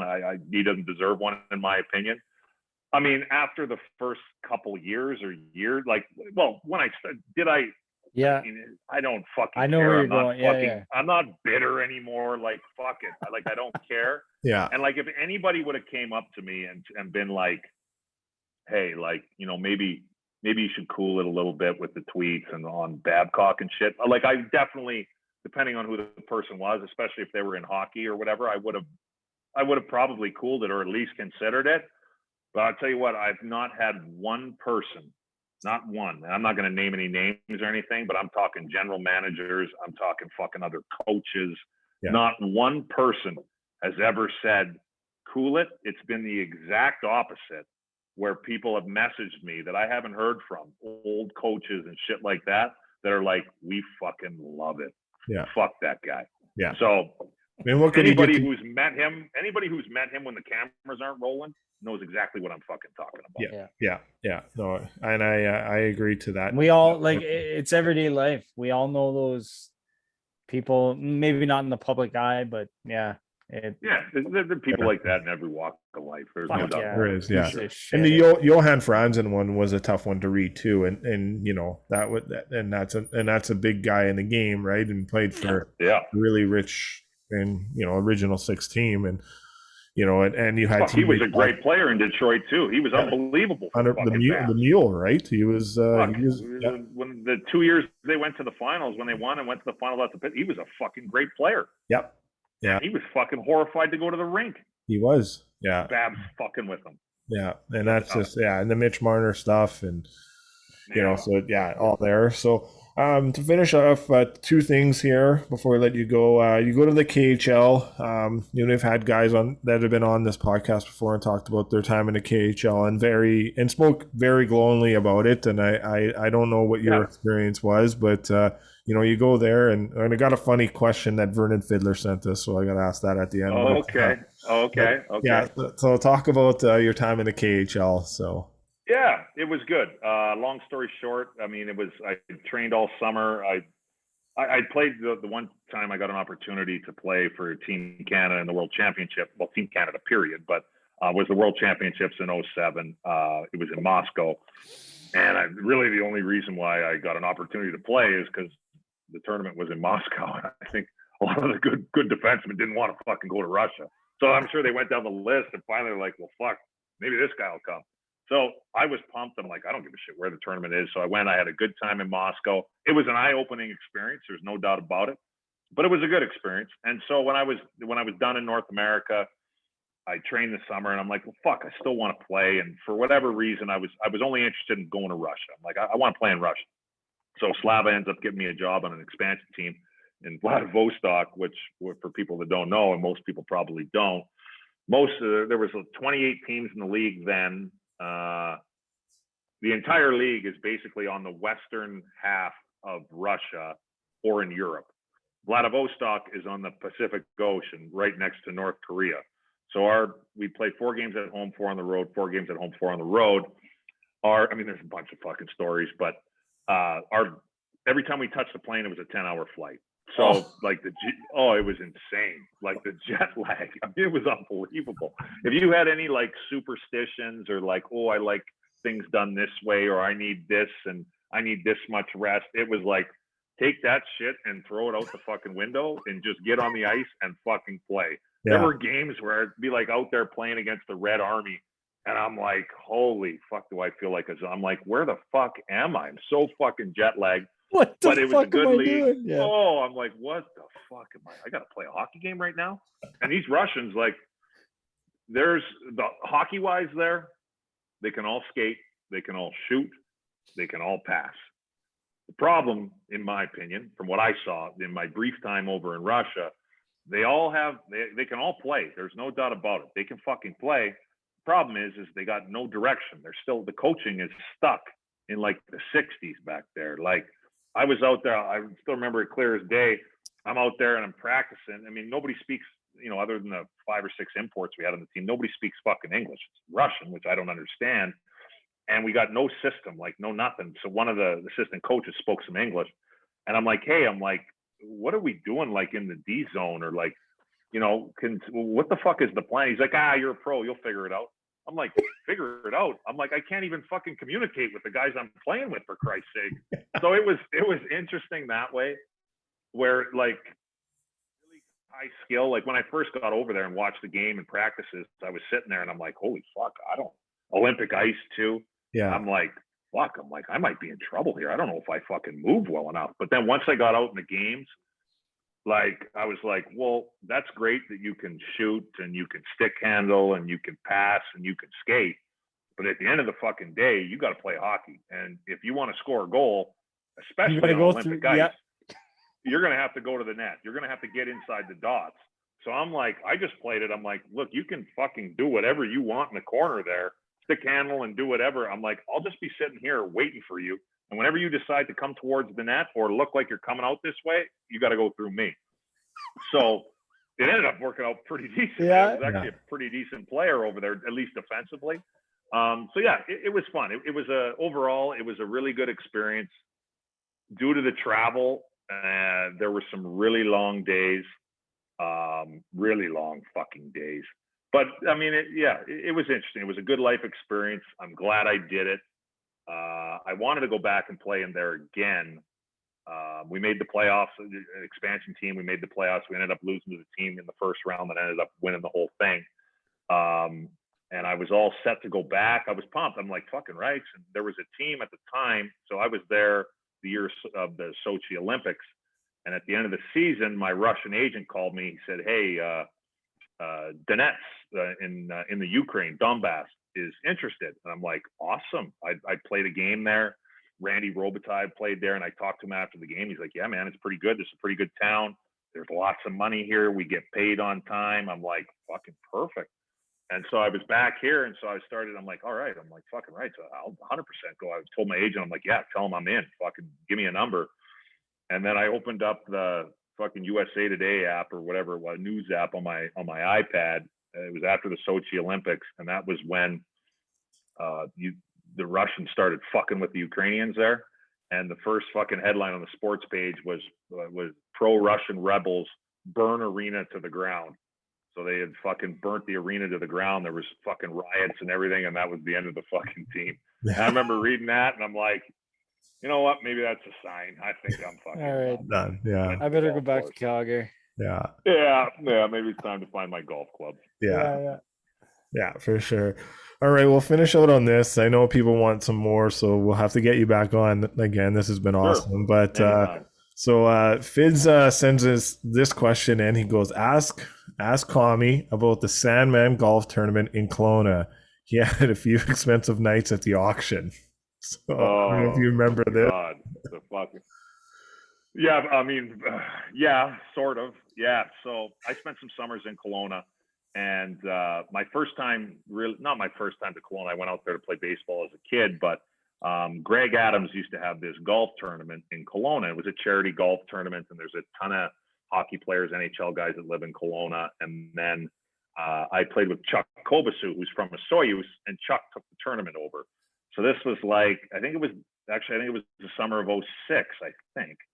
06 I think it was 06. So Chuck takes this tournament over. And so Chuck and I played together in Calgary, played in the minors. We're tight to this day. And he's like, hey, why don't you come out to Kelowna, fly out here and play in the golf tournament? I'm like, yeah, sure. Sounds good.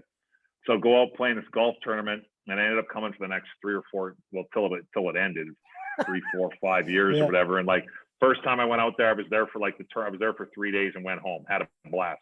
Next time I went out there, I was there for a week.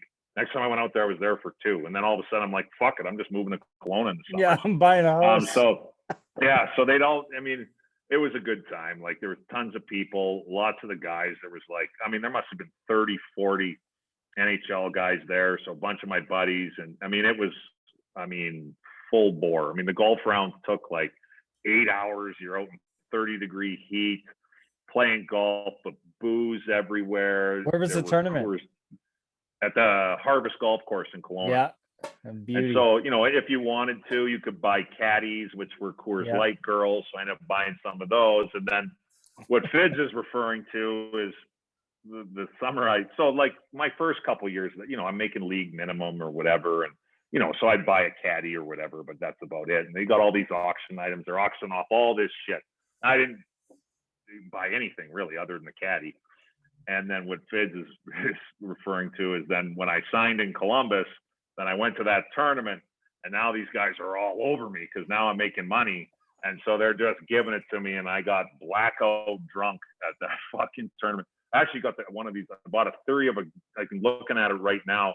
Anyways, I got shit-faced at this tournament and bought, I don't even know how much money I spent. I ended up buying all this shit. It was like 2 years in a row. So like, to be honest, I didn't even know what I bought and play this tournament. And the general manager of the Harvest is like, Mike, we have your stuff. And I'm like, hey, look, can you just put it somewhere? I'll come get it later. So I had all this shit sitting there for years. So I don't know how much money. I mean, it was all for charity. So it was all for good cause. But yeah. I finally, so this is like 08, 09. You get a U-Haul van. Finally went there. I kind of moved back to Calgary in 2017. I got a vehicle here. And I'm like, fuck it. I'm going to Kelowna, and I'm going to see if they have my stuff. So I call the GM there, and I'm like, hey, it's Mike Commodore. I'm like, you still got my stuff? He's like, I got it in the basement. Are you coming? I'm like, yeah, I'm coming. He's like, are you serious? I'm like, yeah. So I showed up there, and I didn't know what the fuck I had bought. And so I pulled up there. I had like a fucking basketball of some kind that I don't know how much. I have a theory of a dead man. I don't play the guitar. Yeah. It's sitting right here in I had a fucking torch from the Olympics that I ended up dropping off at Gaza. I mean, yeah, it was a good time. It was. Yeah. I don't remember a whole lot of it, but I was just bidding on everything, and I'm sure the guys were bidding me up and then letting me have it. Yeah, awesome. I missed that tournament. I don't know if it would still work with today's climate, but it was fun. Yeah, that's hilarious. That's it was a great way. Hey, when the 2 months get a tournament going, you're coming to our tournament. There we go. Yeah. We're hoping to do. I don't know if I could bid like I used to. I'm not getting. No. You just come and you find the blackout guy. Yeah. That's your Okay, job I is can to do find that. the blackout guy. Yeah. I'll bid the blackout guy up. I can do that. Exactly. All right. Well, we appreciate you coming on. We're definitely going to try to do a golf tournament this summer, but we can't thank you enough for joining us, man. It's Yeah, anytime. yeah. Thanks a lot for having me. That was fun. Unbelievable. Good time. Thanks, Mike. Yeah. So Anytime. okay. Well, thank you so much, and yeah, keep in touch. Yeah, 100%. Keep in touch. We'll do this again for sure. Yeah.